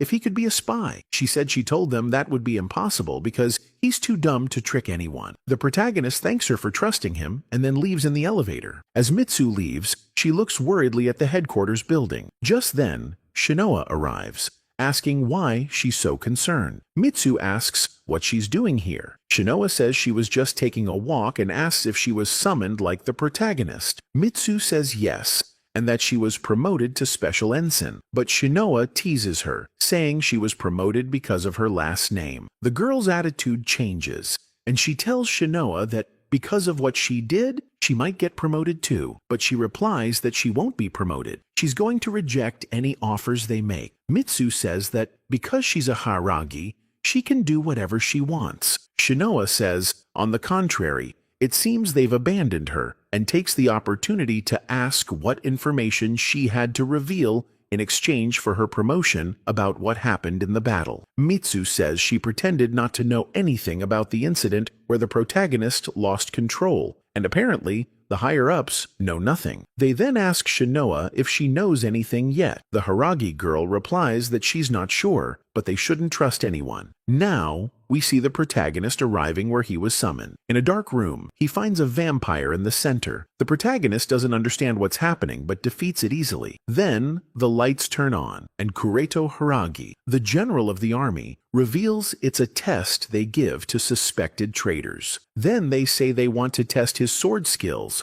but without invoking the demonic curse. The protagonist feels confident he can beat him, but Shinya advises him not to trust his brother's words. Then Kureto invokes his curse and attacks the protagonist with lightning, easily defeating him. He immediately mocks his skill level. Kureto turns his back and congratulates him on his obedience, but Yu quickly attacks him, though he's stopped by Kureto's companion. The protagonist tells him if she hadn't protected him, he'd be dead. Kureto says he regrets what he said and orders Shinya to fight the protagonist. Although he initially refuses, Shinya easily defeats Yu and asks his brother if they've cleared their doubts about him. Yu doesn't understand anything, but Shinya explains that everyone distrusts those who get along with Guren. Now the protagonist is taken to another room, where he can see Yoichi and Shiho being held prisoner and tortured. The protagonist questions Kureto, but he replies they're doing it because the protagonist is a spy and the interview is starting now. If he doesn't answer truthfully, his friends will be killed. Kureto questions how the 3 of them got black demon weapons so quickly, also questioning their objectives and where they came from. The protagonist gets furious, but only succeeds in getting his friends tortured more. Kureto recounts the protagonist's childhood story and asks if it's all true. When the protagonist confirms it, Kureto questions why Guren took him into his family and what he is to Guren, also because he has the last name Hayakuya. Kureto asks if he's a survivor of that sect, but the protagonist says he only has that last name because of the orphanage he lived in. Kureto reveals that the Hayakuya were a powerful magic sect that experimented on children, so he could be one of them, and that's why Guren wants him. But then he asks him to stay under his command. The protagonist asks him to release his friends and says Guren doesn't do these things, so he won't be like him. Finally, the protagonist leaves with his friends. Outside, Mitsu and Shinoa were waiting worriedly. The protagonist sees Gorin and questions him about all the information he got from Kureto about the experiments. Gorin confirms it and confesses he doesn't save anyone he can't use. The protagonist thanks him for saving him and asks if Mika would also be useful to him, and, if so, to help him save him. Gorin replies that the whole team is family, so they will save his family. In the next scene, we see Mika in bad shape from not drinking blood. Ferret offers him a child. Mika manages to resist, which surprises Ferret, who then offers him a seat on the progenitor council. The next night, the protagonist's squad gets together to teach him how to properly use his demonic gear. Mitsu and Shinoa try to get our hero and Shiho to use their weapons right, but warn them not to mess up at the same time, because if both their demons go berserk, the two of them won't be able to do a thing, which is why they're outside the wall. Then Yoichi spots 5 horsemen of the apocalypse heading their way, but Yoichi flexes his power and takes down all 5 at once, which totally shocks the team. This ugly boy complains to Shinoa for training Yoichi more, but Mitsu explains that's not what happened. Yoichi learned it on his own thanks to his knack for controlling the curse. Yoichi says it might be because he talks to his demon a lot in his sleep. The protagonist smirks and decides to summon Asuramaru, performing the blood pact they were supposed to practice. When this happens, everyone gets ready to fight in case he loses control. However, our hero just collapses to the ground. Mitsu tells the rest they have to watch over him until he makes contact with the demon. While waiting around a campfire, Shiho brings up what happened with the Hararagis a few days ago. Shiho says they asked him everything that happened on the battlefield, but he lied just as Shinoa ordered. Still, he wonders if it's right to hide Yu's secret, and questions if this whole teammate thing is just a front for Shinoa to use the protagonist's power. Shinoa then asks him what he's going to do. He replies, nothing, since he's here for his sister, so he'll play along. Mitsu scolds him for talking like that, since Shinoa wants to protect Yu, but Shinoa stops her to ask Yoichi if he thinks the same as Shiho. He says he believes they're doing it to protect Yu, but he needs answers because they're teammates. Shinoa promises to tell him everything after the training is over. Then, Yu starts writhing in pain, so they all hold him down. It seems he's made full contact with the demon. Inside his illusion, our hero sees his mom crying because a child named the Seraph of the End was born, and his father calling him the Devil's Son. Little Yu gets scared when he sees his dad coming at him with a knife, so he tries to run. But when he goes through the door, he sees his entire orphanage family dead. As he cries, he gets stabbed in the back, and his father tells him he should have died there, but instead, he ran away, and everyone died because of him. As we see the demon biting the protagonist, ordering him to destroy everything, Yu realizes it's an illusion from Asuramaru. He tells her he won't lose control over this because of the promise he made to his family. Now the demon takes the form of Mika, who asks him to defend their family together, and the protagonist promises to save him. Our hero manages to wake from the illusion and confronts Asuramaru, who thought she had already won. But Yu tells her he knows her game. Asuramaru replies that he's not fooling her. He's a devil abandoned by his family. But this loser responds that as long as Mika and the others need him, he doesn't care about being a devil. Asuramaru congratulates him on getting stronger, but is annoyed by his cockiness, so she decides to attack. But the protagonist throws his sword, saying he doesn't want to hurt her because he needs her help to save Mika. The demon asks what's in it for her, and he replies they'll be partners. She doesn't have to live a life of solitude. Finally, Yu wakes up from the illusion and asks his teammates if he caused any trouble. The guys say yes, but they're glad he's back and ask if he succeeded. The protagonist confirms he did. Mitsu says she's tired, so Shiho's training will have to wait until next week. And, although Shiho gets mad, everyone agrees with Mitsu. Shinoa, worried about the protagonist, asks if the demon hurt his heart. He says no, and thanks to them, he's not alone anymore, which surprises Shinoa. Next, Farid tells the council that humans are a flawed species driven by greed, which is why they delve into forbidden research. To prove it, he brings in Mika, who shows a video of the destruction our hero caused when he lost control. This worries everyone present. Farid claims the humans are on their way to controlling the Seraph of the End, making them a huge threat to vampires. But he says Queen Cruel ended the research when she wiped out the Hyakuya. Cruel confirms she did it 8 years ago, when she finished off all the orphanage children with the Seraph of the End factor. Farid, while looking at Mika, asks her again if she really finished off all of them. Others present then ask how they advanced so far with the research, since no one besides Hyakuya had investigated so much. So if Cruel didn't achieve her full objective, all the responsibility would fall on her. But Cruel silences Lestkar, threatening to start a fight. He replies that if she doesn't fulfill her responsibilities, he might just take the throne of Japan, since he's much more powerful. Farid interrupts and asks Cruel what they're going to do to stop the humans. Cruel replies that the current objective stands. They must exterminate the Japanese Imperial Demon Army. Then another one present asks Farid who the boy with him is, while Cruel watches worriedly. After the meeting, Cruel confronts Farid about his actions and asks if he's trying to overthrow her. Farid mocks her, saying she's so scared, but she can't kill him because then his information might reach the council. If that happens, the council will find out they let you escape, and the responsibility would fall on him too, and he'd be sentenced to death. So he proposes they be on the same team, since they're now accomplices in a crime. Then he leaves, laughing, saying it's a joke, but that they'll get along better soon. Mika watches a furious Cruel, and when he tries to talk to her, the vampire ignores him. At night, we see the protagonist's team trying to control Shiho during his training. Our hero is worried and asks if this is normal. The girls say no, that Shiho might have been dominated by the demon. Shinoa tells them to prepare for the worst. Inside Shiho's illusion, he's desperately battling Kisekio, but is defeated, so the demon says his body now belongs to her. Now we see a young Shiho with his sister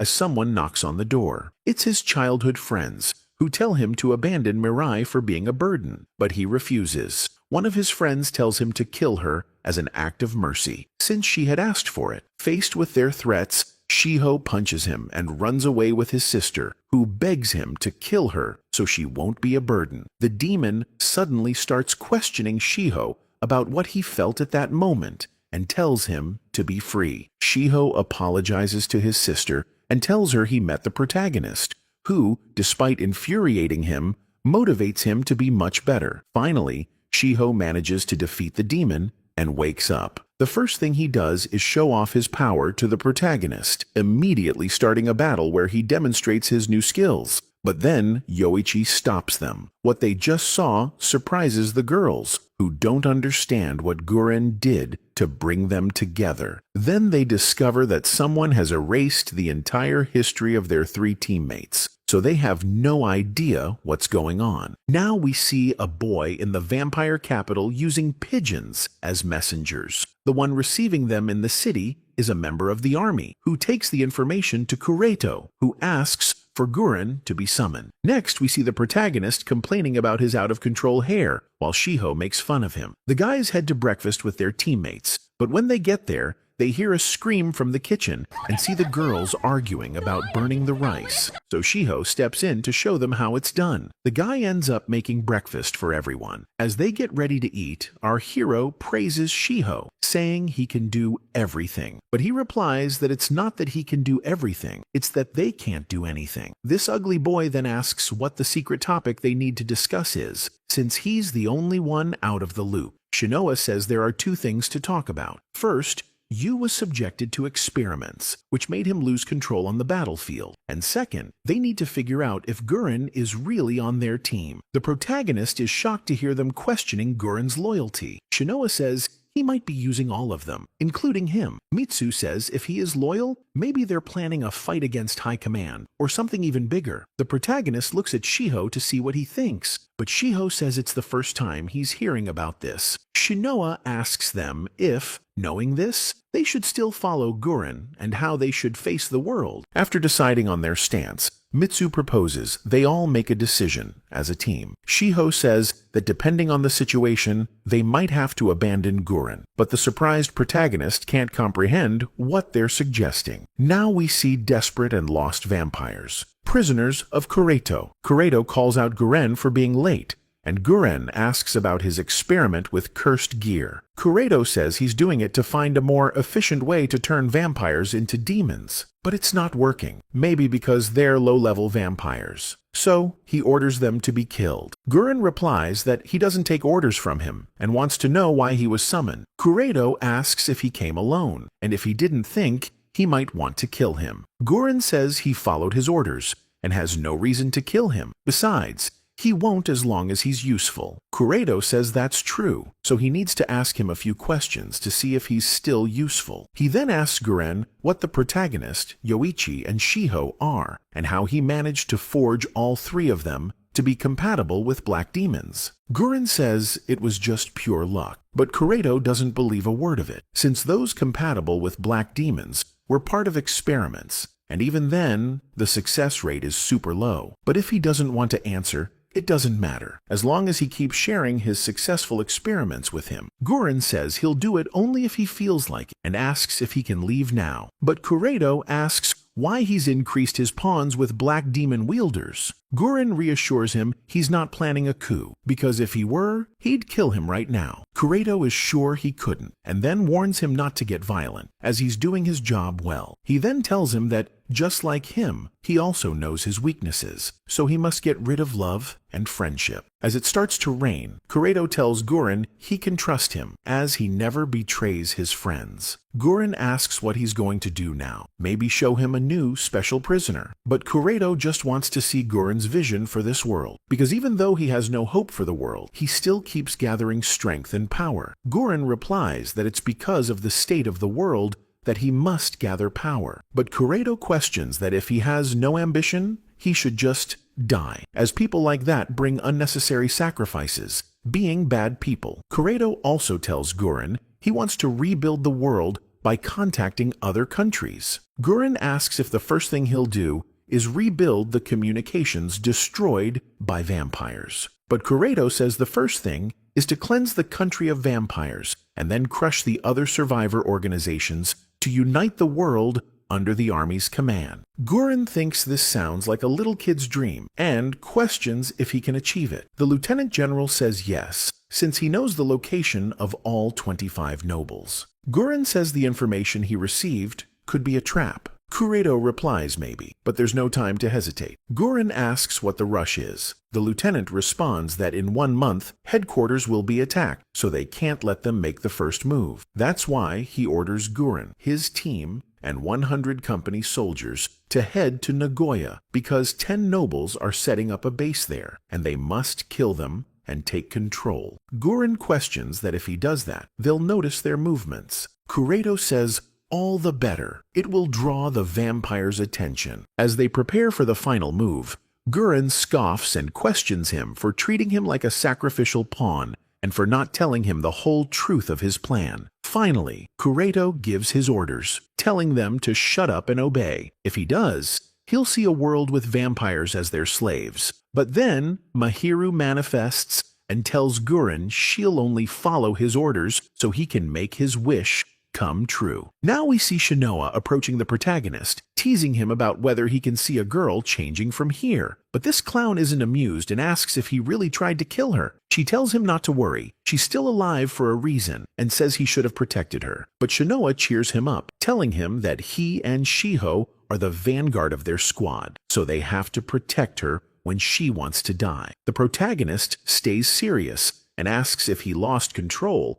because Gurren did something to him. Shinoa replies, that's probably true. Then our hero invites her to come with him when he has to kill vampires. In case he loses control, the girl accepts and tells him he has nothing to worry about. When they return to the rest of the guys, the protagonist tells them he'll support Gurren since they're all part of his family, and he can't forget Mika. He tells them he doesn't know what a family is, but they shouldn't betray people just because they failed. Gurren promised to rescue Mika, and that's why he's going to support him, but he knows he shouldn't involve them too. Shiho interrupts to offer his support, and all the kids conclude that they'll take care of the family. And now we cut to Mika, who's getting worse and worse from not drinking blood. He goes to Cruel to take her blood, and the young woman enjoys the moment. Mika regains his senses, apologizes for his behavior, and then asks for a larger supply of blood. Cruel agrees, but warns him he can't go on forever drinking only her blood. Before leaving, Mika asks if it was necessary to kill his whole family, including him, and why she let them live if they were a problem for her. He wants to know what she's planning. Cruel replies that she doesn't care, which infuriates Mika, as he believes she's using you for something. When Mika tries to attack, she easily stops him. Mika confesses he can't follow her or trust her anymore, so Cruel reveals the reason they're still alive and why they need the Seraph of the End. Finally, she tells him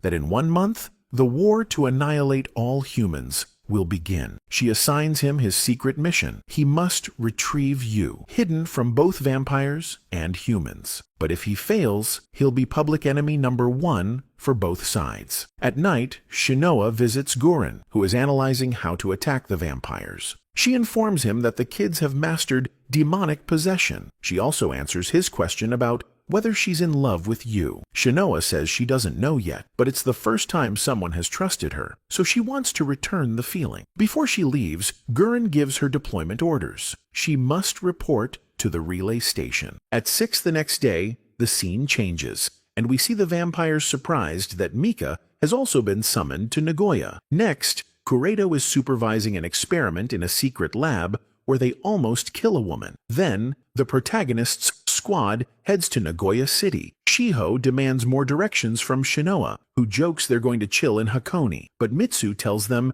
they need to go to the Ebina service area, and then to Nagoya. Our hero wonders if he'll find Mika in the city. Suddenly, a group of horsemen of the apocalypse spots them, so they have to fight. With a coordinated team attack, they easily get rid of their enemies, but afterwards, they prank this clown by pretending they're going to leave him to walk all the way to Ebina. In the next scene, we see Guren's squad. He's scolding Goshi for looking at magazines of girls in bikinis instead of working. Goshi informs Guren that Mito went into the building looking for vampires. Then Mito appears and reports no vampire presence inside. But Goshi is still on the bikini topic and tells Mito she should wear one because Guren wants to see her in a bikini. This makes Mito blush and get nervous, but after scolding Goshi, she asks if it's really in order. Guren just ignores her. Then we see a high-end car pull up, and General Shinya gets out, saying he found it abandoned. Guren tells him he's crazy but needs to know why he's here. Shinya replies that Kuredo told him about the suicide mission, since 1,000 men couldn't stand against the vampire nobles, and it's thanks to his craziness that he's come to help, so he expects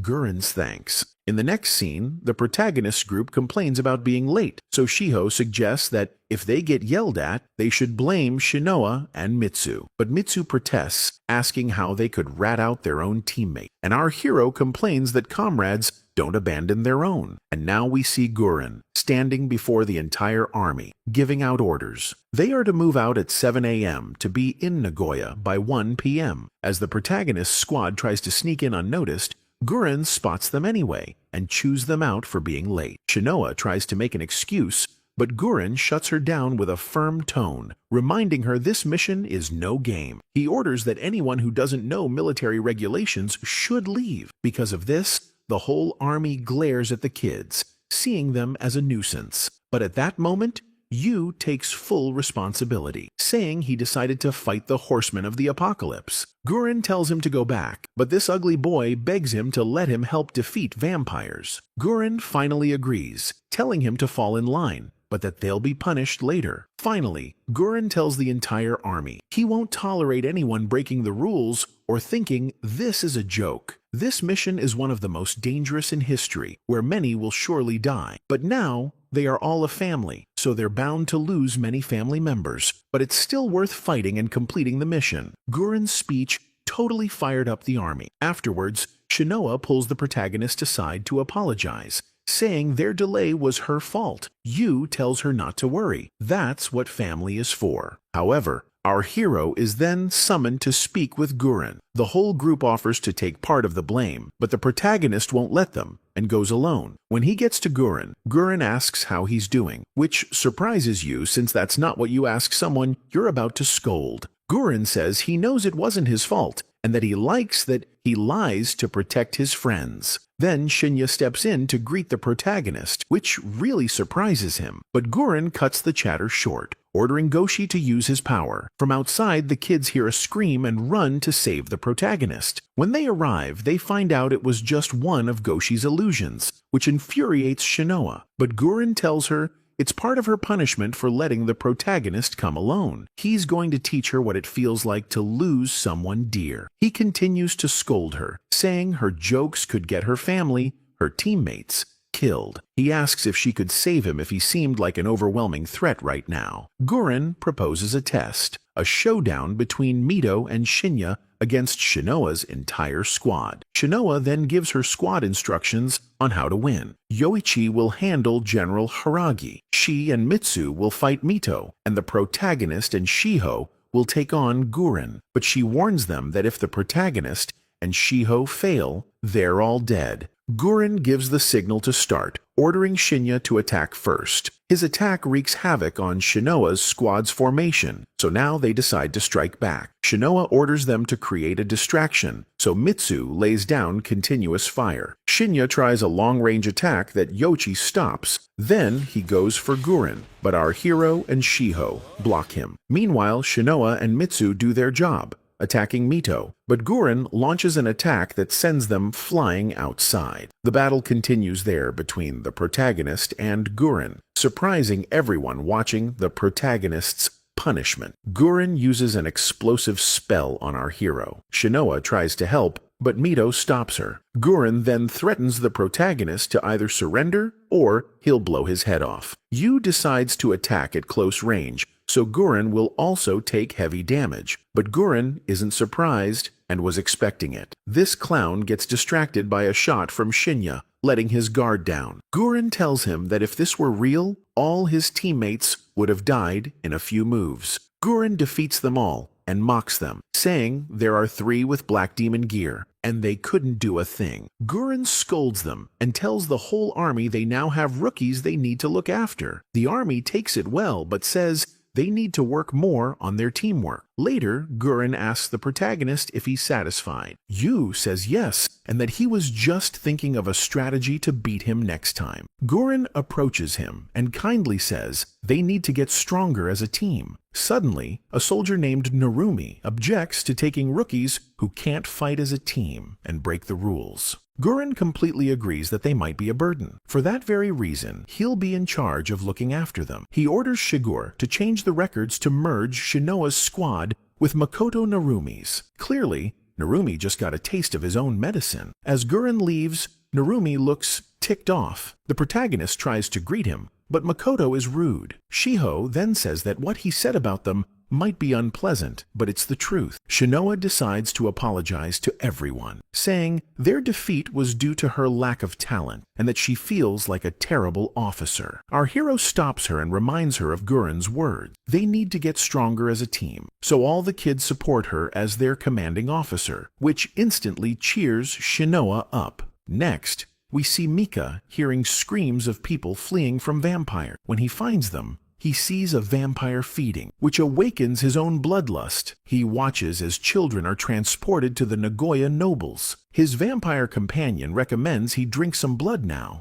before they leave, but he continues to refuse and walks away to a hidden spot to drink Cruel's blood. When that doesn't work, Mika remembers her words and then hears a scream for help. Seeing a little girl's neck, he tries to drink her blood, but stops himself just in time. The next day, Shinoa's squad is waiting patiently, while the protagonist asks how much longer they have to wait. Narumi orders them to gather so they can review the strategy one last time. The plan is that 1400, the Moon Demon Company will attack the vampire nobles in Nagoya. Their specific mission is to assassinate the 15th progenitor, Lukal Wesker. If their first attack fails, They must prevent his retreat to stop him from calling for help from other nobles. They have to hold him until the lieutenant colonel's squad defeats their target and comes for them. There are 10 nobles in Nagoya, 8 of whom will be assassinated simultaneously at 14:15. For each noble, there are 3 Moon Demon Company teams,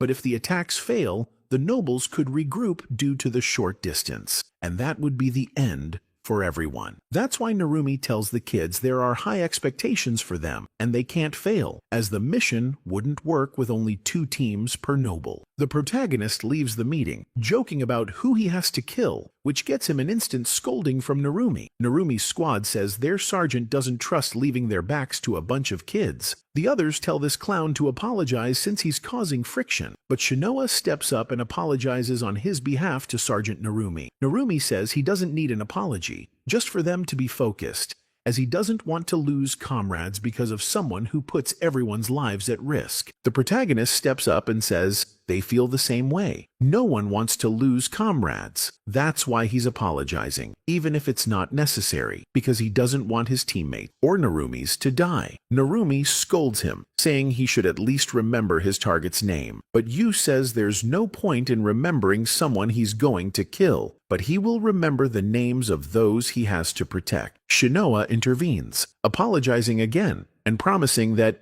even though they're rookies, they'll give it their all, not to drag anyone down. Narumi then asks Yoichi where their target is. Yoichi replies that he'll be arriving shortly, as he always comes to the park at the same time. Narumi reassures everyone not to worry, as they have the element of surprise. Next, we see a very nervous Yoichi, but Shinya calms him down, telling him not to miss. He says they're the sniper team, and that Gurren asked him to train him, knowing it's his first mission as a sniper. If they fail, there's still the combat team to handle it. So, the most important quality for a sniper is to stay calm. These teams must remain composed to kill enemies and support all their comrades. They must also kill anyone who might be captured or tortured if left behind. Shinya confirms that even if they are comrades, they must do it, which rattles Yoichi. Finally, he advises him not to get nervous, and he'll be fine, giving him breathing instructions. Yoichi manages to calm down and gets into position. Shinya then indicates that their target, Lukal, has arrived. Yoichi spots him but is told not to fire before the mission starts. Now,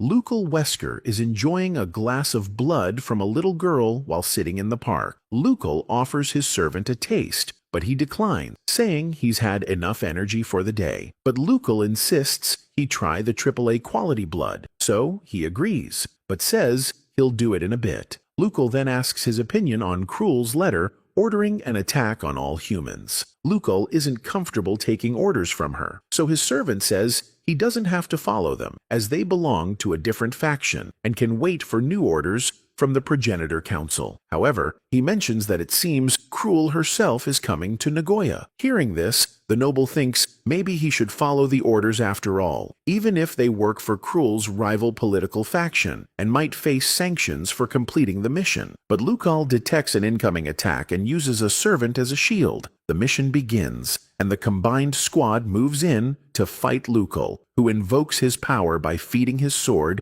his blood. He then attacks the snipers directly. When Yoichi sees this, he wants to run, but Shinya orders him to kill as many normal vampires as he can first. Meanwhile, the protagonist asks for permission to go ahead and scout the enemy's strength, and Narumi immediately allows it. Our hero gets in front of Lukal and attacks him directly, buying the group time to come up with a new strategy. But Lukal is too smart and repels all their attacks. However, Shiho manages to distract him so the others can pierce him with their demonic weapons, and Shuzaku summons a demon to try and capture him. As they succeed, the protagonist and Narumi launch their attack, but Lukal frees himself by cutting off his own arm. Narumi orders him to maintain formation and defeat the enemy. Lukal says he now understands what Cruel meant, that they are very, very dangerous humans. Narumi proposes they all attack together while maintaining formation, but Shinoa says that's impossible while he's chasing them. She suggests luring him into their formation. She starts provoking the vampire, enraging him and causing him to attack them directly, lowering his guard. This allows our hero to launch a surprise attack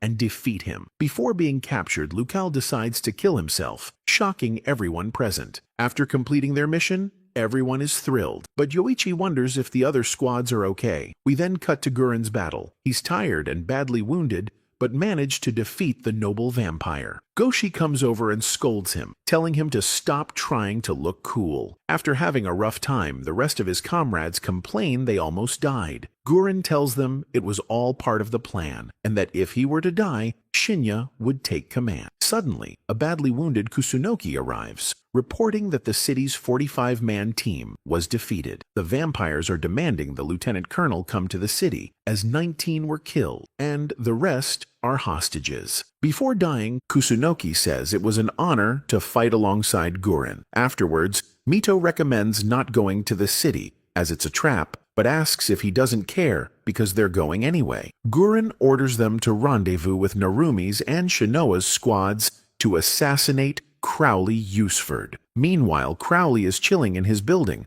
accompanied by 2 vampires. One, named Chess, is quenching her thirst by killing a hostage, and the other, Horn, scolds her. But Crowley tells them not to worry, as they have plenty more. So, the noble Chess invites Horn for a drink, but she refuses and advises her to learn some self-control. Horn asks Crowley what he thinks about the human attack that started the war in Nagoya. Crowley isn't concerned. He gets up, grabs the dead hostage from behind, and orders Chess to come to him. The noble then hits her, sending her flying into a wall. Crowley says he did it to see which weapon is stronger, a human's or a vampire's, since humans seem to be gaining strength rapidly thanks to their demon-cursed, vampire-slaying weapons. He thinks someone is leaking information about them, and it's probably a high-ranking traitor. He then shows them that if they're wounded by these weapons, they'll never heal, so they must be careful. Horn offers to heal him, but he says she can drink his blood now if she wants.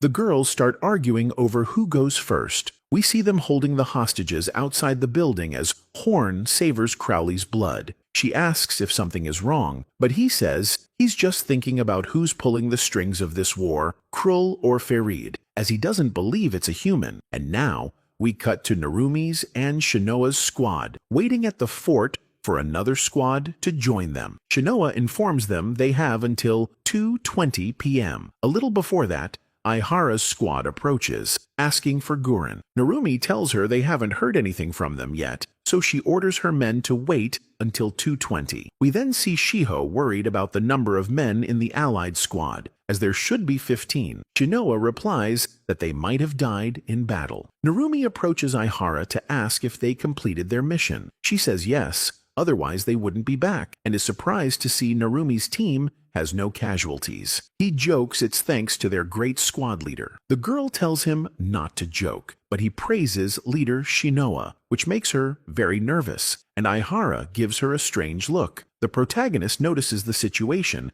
and tells Aihara her squad can rest, as they have everything covered. Aihara asks Narumi if that's the rookie, and Narumi says yes, but he can't remember his name. This makes Yu mad at him, but Narumi says he was just kidding. Finally, Aihara accepts this clown's offer to rest. The protagonist returns to his squad and tells the group they really did lose comrades, which instantly saddens everyone. But Shinoa tells them they have to make this day count and return safely. They then see Guren arrive, a bit wounded, but he immediately starts scolding them for lazing around in the sun. Guren asks if they completed their mission and is happy to hear the protagonist's answer. Guren says, for them, it was a piece of cake. The lieutenant colonel asks Narumi if the rookies did their job, or if they slowed them down. Narumi replies they did their job very well, and our hero teases him for it, so Narumi gives him a corrective smack. Guren now looks at Aihara and asks if she lost 8 men. The young woman sadly says yes,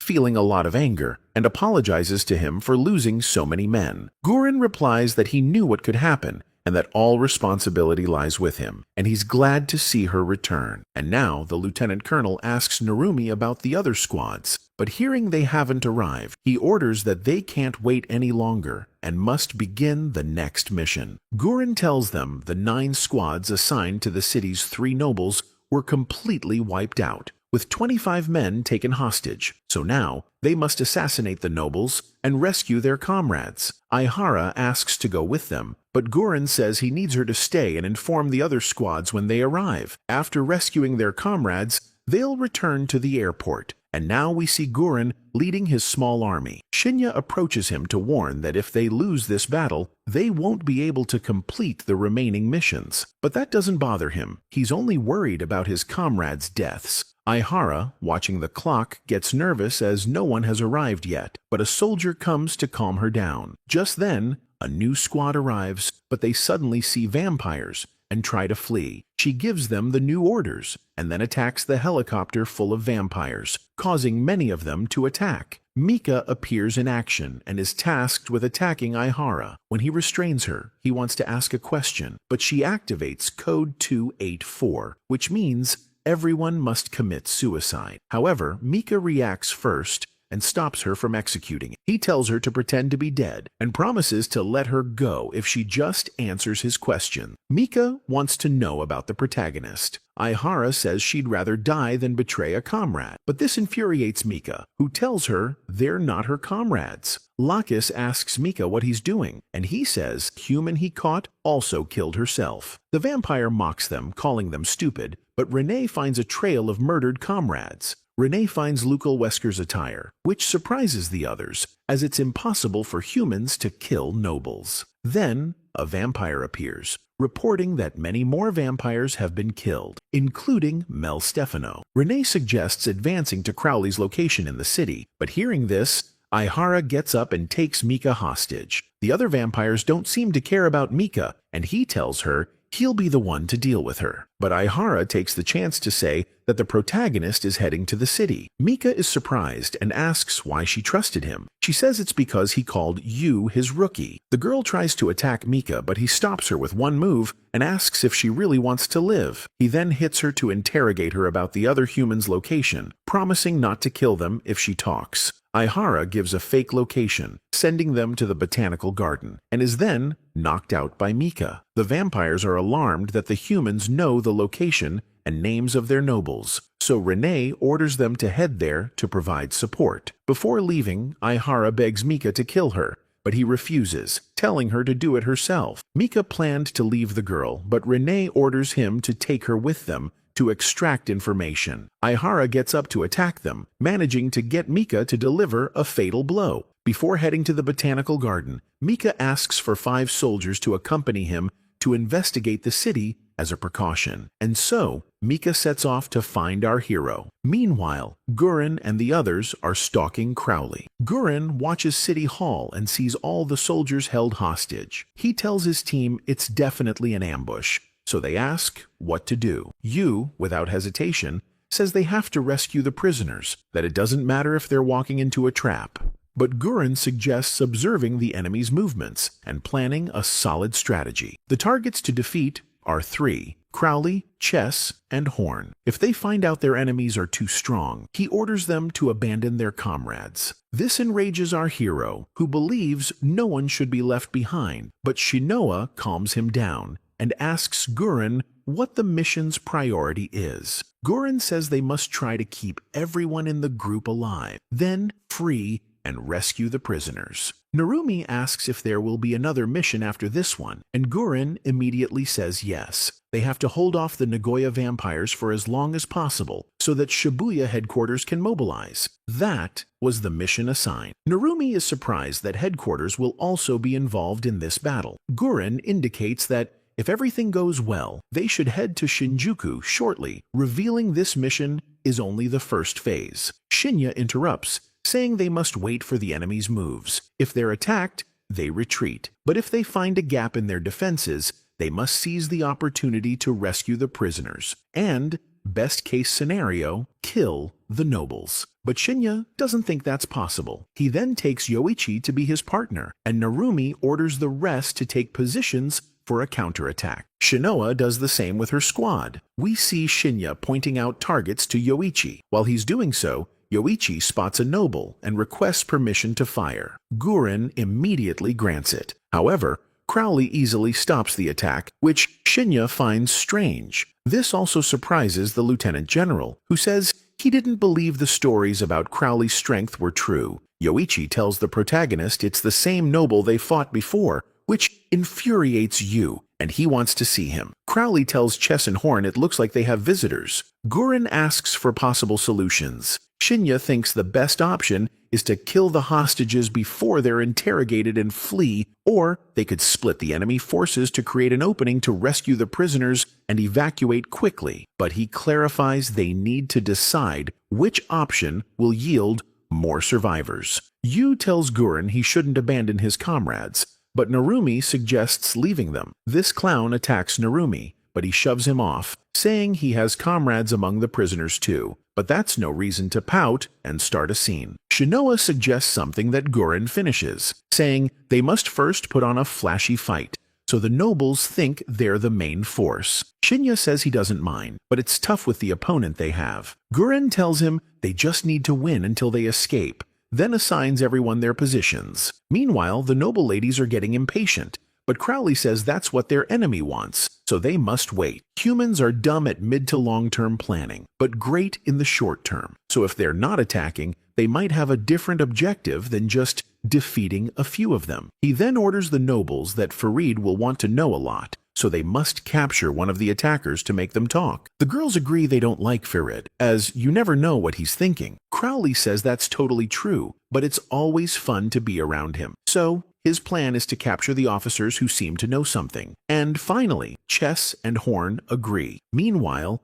Guren indicates that his squad, along with Shinya, will attack Crowley, while Shinoa's and Narumi's squads rescue the prisoners. But our hero questions Guren if they can take on the noble alone. Guren says they'll manage to fight and run, so they only have 5 minutes for the rescue. Afterwards, they must retreat to Nagoya Airport to regroup with the rest of the team. Shinoa asks what the orders are after they retreat, and Guren says the orders are waiting at the airport. Guren then approaches Shinya to ask about the enemy. He replies they haven't moved. They seem to be waiting. Guren suggests using Goshi's illusions to make them think they're being attacked by 200 men. But Goshi says that's impossible unless they get closer to the enemy, so Guren orders him to do just that. Now Narumi suggests to Shinoa that their squads go together, but she refuses, saying they won't be able to take advantage of the 5 minutes that way, so they must go separately. But before they leave, both squads promise not to die. Guren kicks off the mission for his squad. Shinoa tells them to sync their watches to hers, and when the time is up,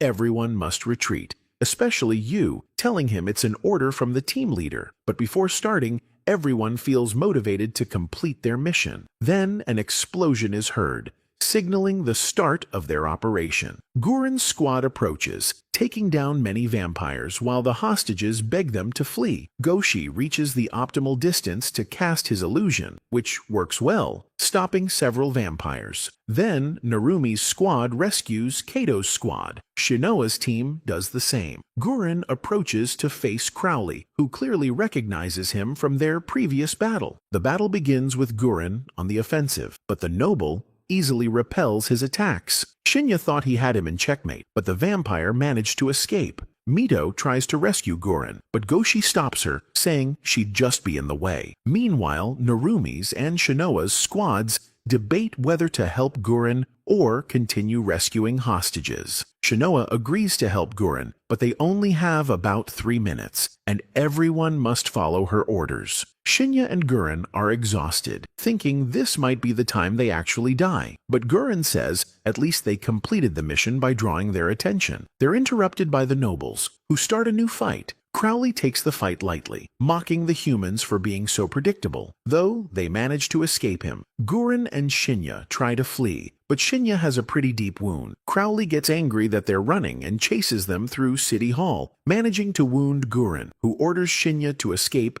and take command. Crowley advises the same before he changes his mind, but suddenly our hero attacks the noble from the ground. This ugly boy tries a surprise attack, but Crowley skillfully stops him, only to find himself surrounded by attacks from Shinoa's squad. When the protagonist tries to attack directly, the vampire uses Guren as a shield. So Yu decides to invoke Asuramaru, and when he attacks using his manifestation power, Chess and Horn protect the noble. The protagonist gets furious, and decides to attack them too, but they easily back him into a corner. When Horn was about to hurt our hero, Shinoa appeared to protect him. She orders them to fall back and regroup. Mitsu uses her power to create a shield so they can escape, though the protagonist is determined to go back and help Gurren. However, Gurren orders them to escape. Crowley recognizes the protagonist, and the noble ladies ask if they can finish them off. But Crowley says no, as Farid might want to interrogate them first. The protagonist orders his teammates to cover him as he goes to rescue Gurren, but Shinya stops him, ordering him to abandon Gurren. Yu refuses to accept the order and tries to escape, but Yoichi and Shiho hold him back by force. While the vampires deliberate on what to do with them, Shinya sees Gurren, who tells him something secret. Because of this, Shinya makes the decision to flee, even if it's by force. Chess and Horn want to pursue them, but suddenly an illusion traps them, leaving Crowley amazed by human power. He sets out to find who's casting it, but is attacked by Gurren's entire squad, who have come to save him. However, the Lieutenant General orders them to leave,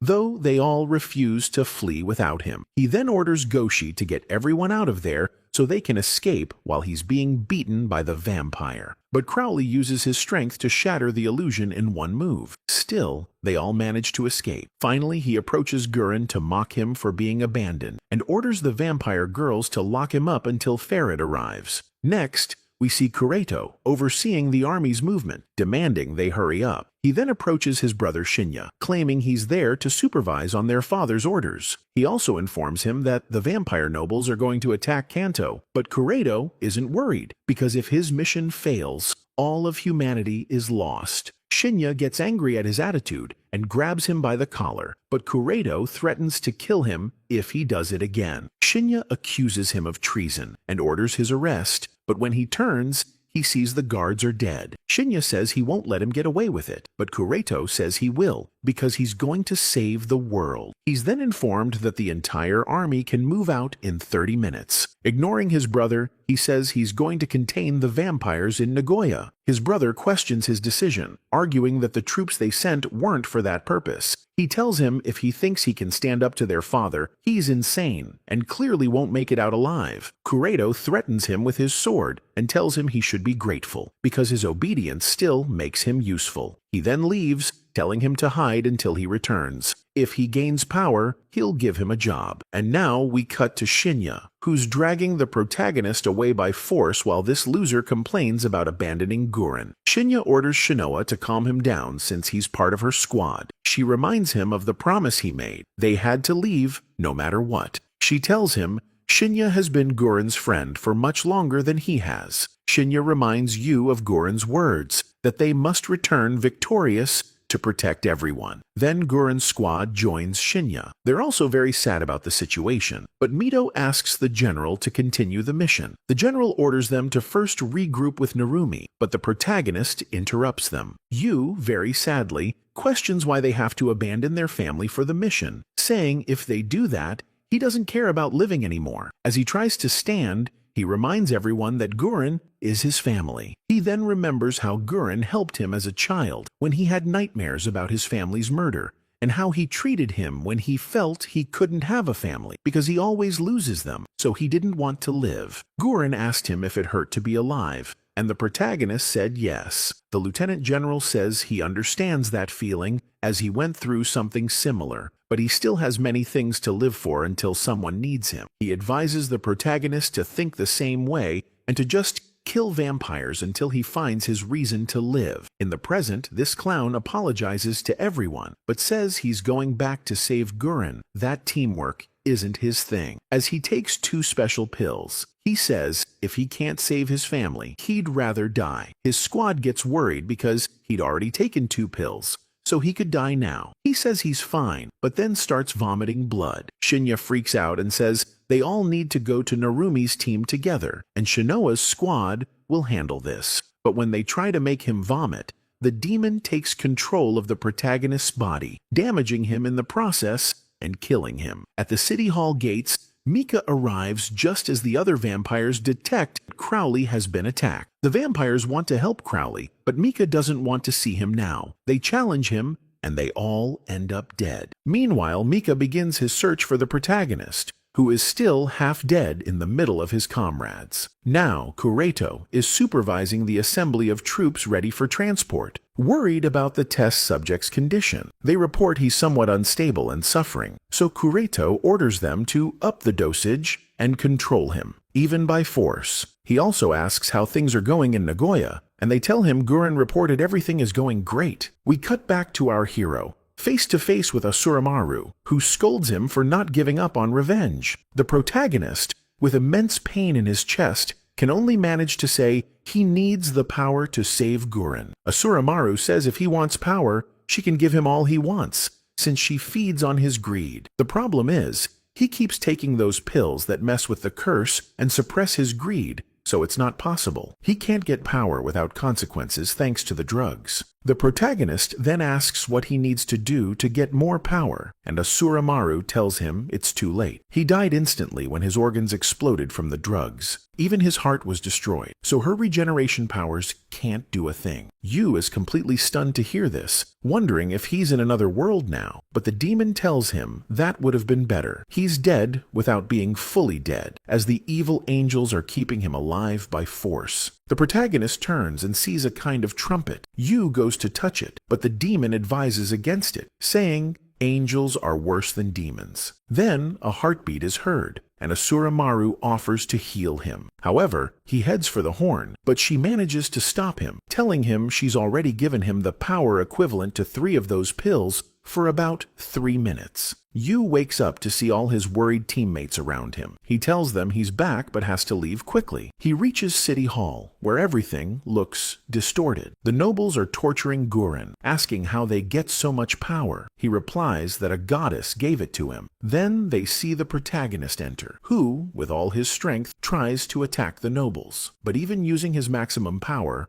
Crowley stops him easily. When he's about to kill him, Guren steps in the way, ordering him to leave. Yu gets frustrated by his lack of power, and the noble tells him it's because he's livestock. This just infuriates our hero, who attacks again, though Crowley is still more powerful. Guren tells him to stop, as the demon will take over his body. The protagonist tells him to shut up, that he came to save him and won't give up so easily. Yu attacks again, but gets nowhere, so he orders Asuramaru to give him more power. Crowley complains that if this keeps up, he'll end up actually killing him. Asuramaru agrees to give him power as long as the protagonist feeds more greed into his body, causing him to turn into a demon. Then the countdown to enter the demon coffin, Kisekio, begins. The nobles don't understand what's happening. At that moment, Shiho arrives, but the protagonist tells him not to get in the way. Seeing the protagonist turned into a demon scares Shiho, so he traps him in the coffin and takes him away. Finally,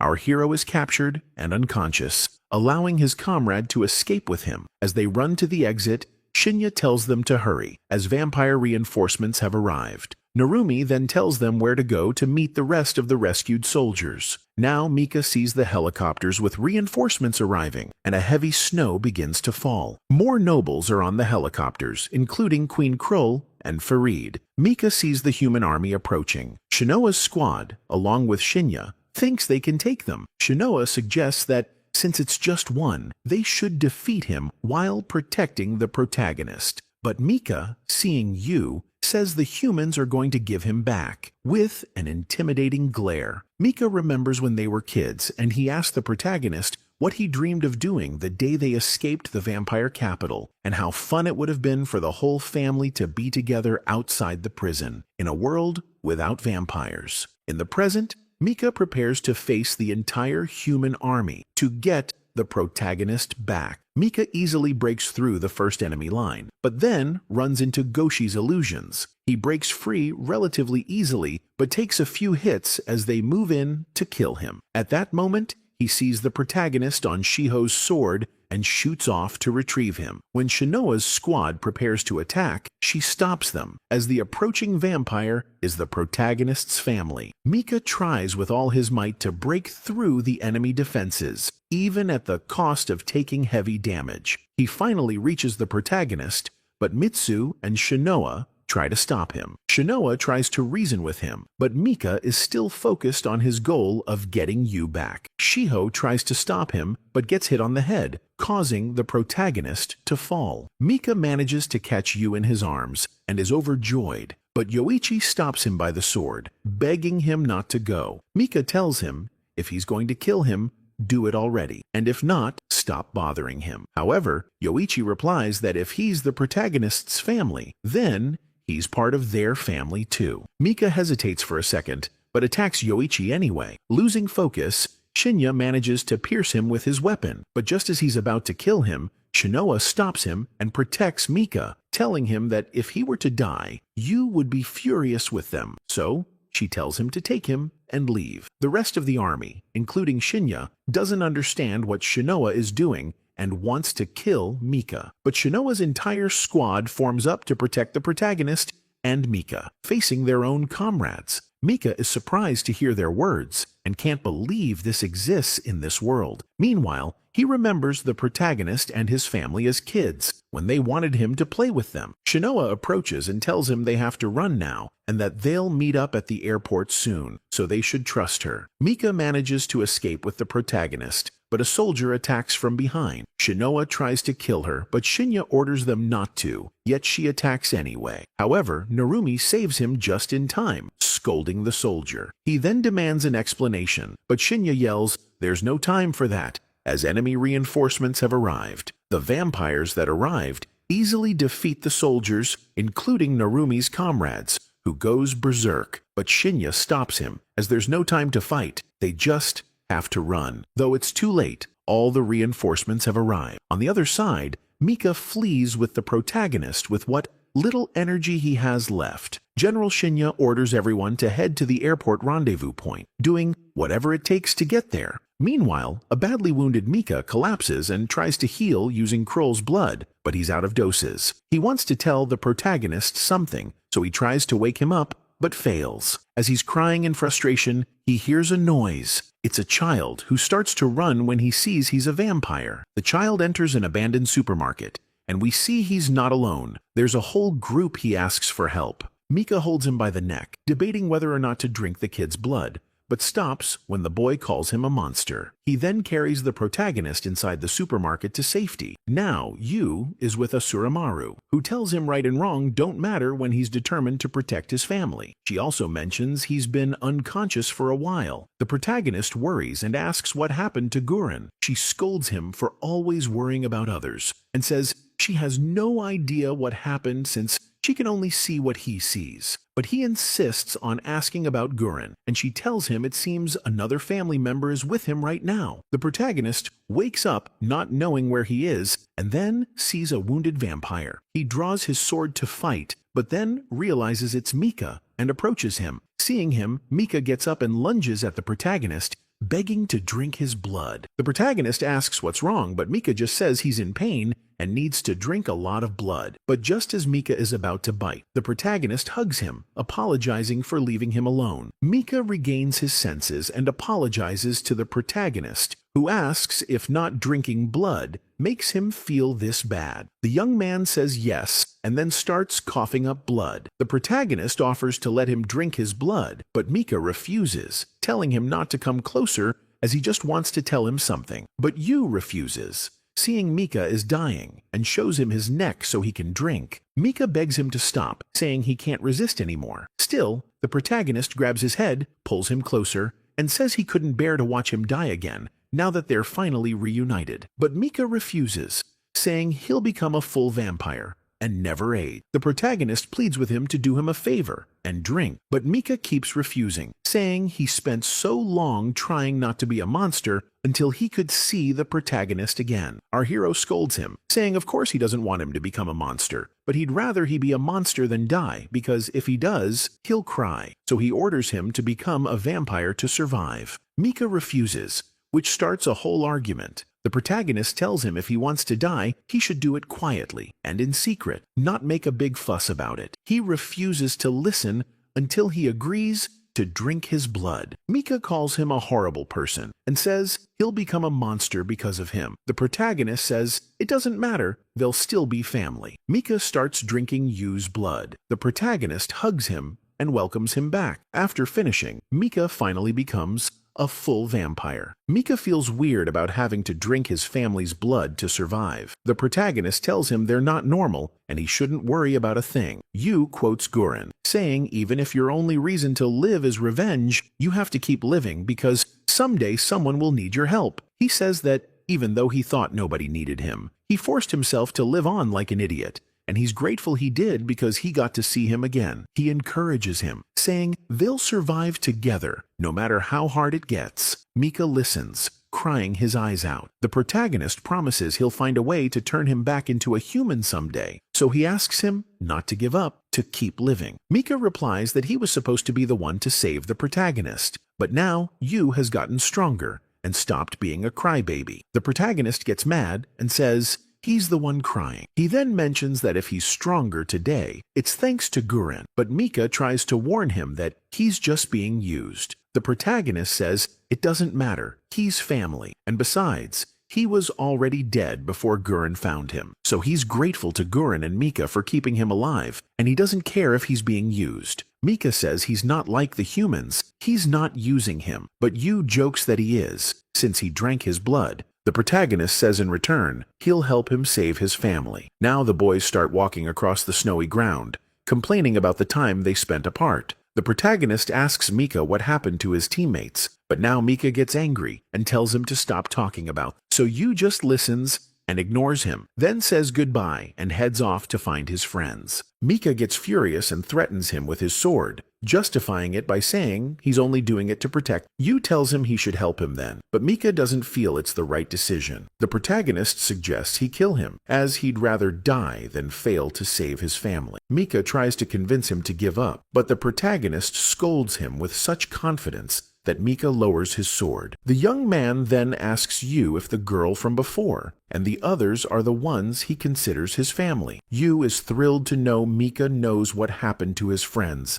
and demands he tell him. Mika reveals he was saved by the girl with the scythe and his friends. The protagonist is happy and says they're good people and they have to save them. But Mika replies that he'll only save those 4 friends of his. This makes the protagonist ecstatic, and he hugs him happily in thanks, asking them to go rescue them. Meanwhile, Shinoa's squad and the others have reached the airport, but can't find any of the rescue helicopters Gurren mentioned, worrying everyone. Now the protagonist is riding with Mika in a car. Mika tries to tell him what the humans did to him, and Yu says he already knew. But Mika reveals the protagonist is part of a huge experiment that makes him a prime target for both human and vampire organizations. Mika tells him that because of that failed experiment, the virus was released. The protagonist asks if it's his fault the world almost ended, but Mika says it's not his fault, they were just used, and the humans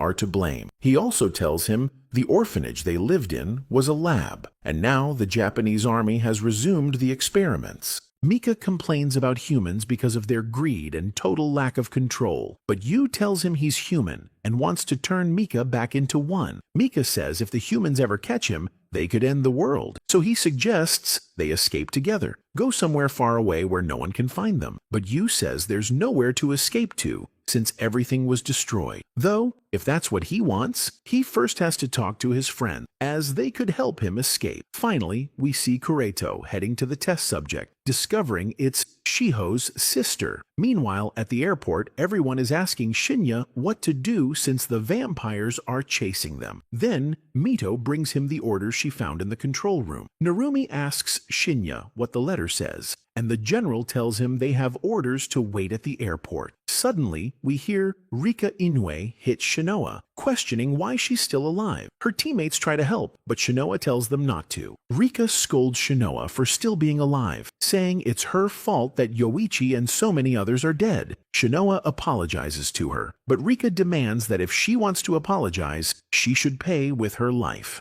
Narumi steps in and tells Rika he'll handle it while they take her sword. He says he's not asking for forgiveness and tries to threaten Shinoa with his sword, but Shinya says it's not their place to decide if she should be executed. This infuriates Narumi, who questions what they're even doing here. They followed the general, followed all his orders, but got nothing, and on top of that, the orders they received are to hold out at this airport. Narumi asks if they just came here to die. Shinya replies that the plan was to get on the escape helicopters to lure the vampires to Shinjuku, but that whole plan wasn't Guren's. It was Lieutenant General Kureto's. Narumi gets angry, saying he's tired of the Haragi family just using them while giving orders from on high. He then says he's quitting the mission, but the general scolds him, reminding him he'd said that orders from superiors are not to be disobeyed. Narumi complains, cornering him against the airport fence, and then says the Moon Demon Company only obeys Lieutenant General Ichinose's orders.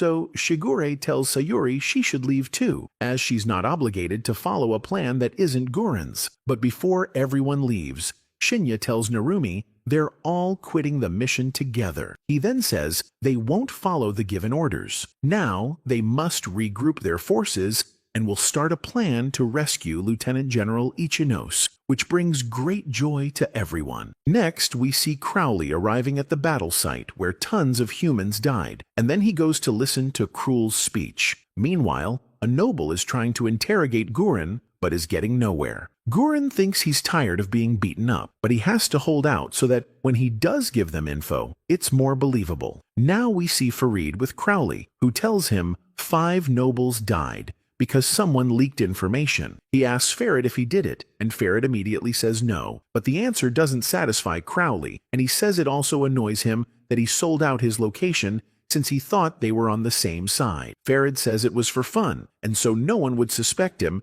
since his people were also attacked. The noble confesses he was behind it all, but wasn't working alone, as Guren was also a puppeteer. Guren continues to anger his interrogator, but after a heavy blow, the lieutenant general just gives them the name of a city, Shinjuku. Farid tells Crowley that Guren is an incomplete being on his way to becoming a full demon, which gives him 2 personalities throughout the day. One is an idealist who fights for his comrades and friends, and the other is a very negative one, possessed by his deceased lover who became a demon. Farid tells Crowley to watch as the monster is unleashed. Guren, possessed by his demon, breaks free, killing his interrogator and threatening the rest of the vampires. But Cruel intervenes and asks if he's an envoy from Mahiru Haragi, also asking about her whereabouts. Guren informs her that she's dead, but Cruel gets furious, as that wasn't the deal she made with Mahiru. If she's dead, she can't ally with him. Guren then tells her she should kill him, but taunts that she can't, because Cruel betrayed many of her own, and they couldn't back out of their deal. That's why they need the Seraph of the End experiment to succeed today. He confesses to Cruel that the experiment will take place at the airport. Cruel, therefore, orders her army to head to the airport. Meanwhile, at the airport, the Imperial Demon Army's planes are approaching. As they land, Shinoa's squad is surprised to see Kureto disembark. Kureto introduces himself to everyone and thanks them for their sacrifice in completing the mission. Thanks to them, they've achieved total victory over the vampires, so he orders them to rest. But no one can believe what they're hearing, and Shinoa orders her squad to maintain attack formation. Shinya approaches Kureto and questions the supposed victory, informing him that several nobles are approaching the airport. He asks how he plans to achieve victory, and demands Kureto tell them what's really happening. But Kureto ignores him and asks about Guren, calling him an idiot for getting captured. He asks Shinya which of his personalities he had when he was captured, which surprises the general, who asks what he's talking about. Kureto explains a little about it, but then tells him to shut up and leave. Kureto orders Aoi to proceed with the plan, so she signals the plane to continue. A large container is unloaded from the plane, and Shinya questions what it is. But Kureto reminds him he received orders that they no longer have a role in the plan. Shinya threatens him with his weapon, but Aoi stops him. Then, an angry Narumi tries to confront him. Meanwhile, Shinoa watches what's happening and thinks it looks really bad. Kureto tells Shinya to stop, as he won't be able to defend Narumi. Shinya asks that if the mission is truly over, he should forgive Narumi's attitude as thanks for the sacrifices they made. Kureto says he will, because he's in a good mood, and besides, he'll die anyway. The container then begins to open, and demonic blades shoot out, attacking everyone. Narumi manages to take cover with Shinya, but the rest of his comrades aren't so lucky. He watches as they die one by one and gets so enraged that he charges at Kureto, who tells him not to make such a fuss, as these are necessary deaths for humanity to advance. Just as Narumi is about to be killed, Shinoa's squad protects him. Then, Yoichi shoots at Kureto, but fails to harm him. Shinoa tells Kureto they're retreating, but he replies not to worry, since as a Haragi, she would survive. Still, Shinoa tries to flee, and Kureto attacks her too. But just then, the protagonist arrives to save her. Mika tells this ugly boy he shouldn't have come, as the humans are attacking each other. But Yu replies, it's a good thing they came. He then questions what Kureto is doing to his comrades. He's surprised to see Guren's black demon users, but attacks them anyway. Mitsu doesn't understand what kind of demon is inside the container, but they still manage to protect themselves from the attacks and try to escape. But just as they're about to, the vampires arrive with orders to annihilate all humans. Kureto orders his men to fight. The protagonist gets worried, but Shinya and Mika tell him it's the best thing that could have happened, as they can use it to escape. Goshi then tells them they're young and should flee, while the older ones cover their backs. The protagonist is determined not to let anyone die, so he rushes to the front lines. He then sees Guren and is overjoyed to see him there. But when he goes to give him a welcome hug, Guren, with his evil personality, tries to attack him. However, Mika stops him and says he knew they couldn't trust humans. And so, a fight between Guren and Mika begins. But the lieutenant general mocks Mika, saying he's not as strong as he was in Shinjuku, and easily defeats him. Suddenly, Kureto informs Guren that the plan has begun. The worried protagonist asks Guren what's happening to him, but he just calls him the Seraph of the End, and starts attacking everyone, managing to get more bodies to feed the demon inside the container. The container then explodes, revealing an angel emerging from within. But upon getting a good look, Shiho is shocked, as it's his little sister, Mirai. A completely possessed Mirai says that humans are disgusting and must disappear. She then sounds her trumpet, causing the entire battle scene to change. Farid and Crowley watch from a distance, and Farid says this is all fascinating. Kureto orders his people to control the angel. Shiho gets furious about what they're doing to his sister and goes to attack Kureto. But just then, Guren appears and runs him through with his sword. The protagonist gets enraged and starts attacking Guren. Mika immediately decides to help, and they both face off against Guren. When the opportunity to finish him arises, Yu hesitates, saying he can't do it. He asks why he's betraying his friends, why he's betraying his family. But Guren, while crying, runs him through with his sword and then starts laughing like a madman. Now we see Mirai, and a demon begins to emerge from within her. Kureto is delighted, knowing it's the demon of destruction summoned by the fifth trumpet named Abaddon, and that it has finally been controlled by humans. Controlling the Seraph of the End, Kureto orders Aoi to have Abaddon start devouring everyone. Abaddon unleashes many small monsters that begin to eat everyone, so Shinoa orders her comrades to leave, but Shiho doesn't want to abandon his sister. Badly wounded, he tells them to go, that this is his problem, but then collapses. Shinoa also sees Mika carrying the protagonist on his back while defeating enemies in his path. The protagonist wakes up and asks Mika about Guren, wanting to help him because he saw him crying. Mika refuses to save everyone, but the protagonist says they are his family. Then Mika is wounded by a monster, and the protagonist worries about him, offering his blood so he can heal. But Mika tells him he can't regenerate on this field, so nothing can be done, as no one can defeat this demon. Mika tells him he should leave now that he can walk, but Yu refuses to leave now that he's found him again, saying he won't abandon his family. He asks if he just has to defeat this monster to save everyone. Mika warns him again to flee,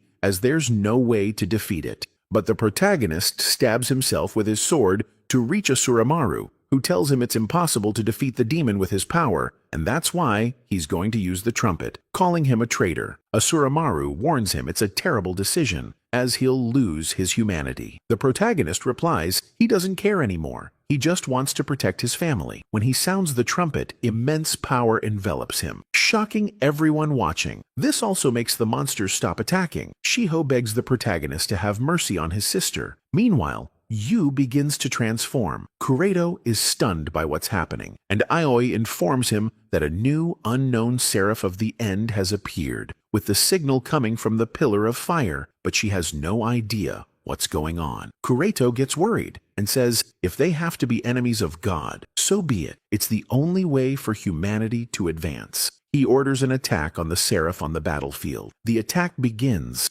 but they can't harm the protagonist, who creates a sea of salt that disintegrates everything it touches. Aoi warns Kureto that the seraph that appeared is the second trumpet, called the Salt King, but Kureto doesn't care and orders him killed. The fully possessed protagonist moves to attack. Kureto's demon desperately tries to push him back, landing many blows, but still, the protagonist, with great effort, manages to reach him and finally defeat him. Next, the Salt King tells everyone that humanity's end has come. They will all be turned into pillars of salt. Kureto decides to attack but can't harm him, so he orders all soldiers to capture him. Gurren approaches him and says it seems he's also gone completely crazy. The Salt King prepares to battle Gurren, but suddenly Asuramaru tells Yu that he relied on her again in the end, and apologizes for what she's about to do. She turns him into a demon, causing him to pass out. Now everyone, including Mika and Cruel, wants to get to the protagonist. Cruel orders Mika to retrieve him. In a surprise moment, Crowley attacks them, but Cruel manages to defeat him. Farit then attacks her from behind, successfully taking her down, but not before she gave Mika an order. Farit then presents Cruel as a traitor to the rest of the vampires,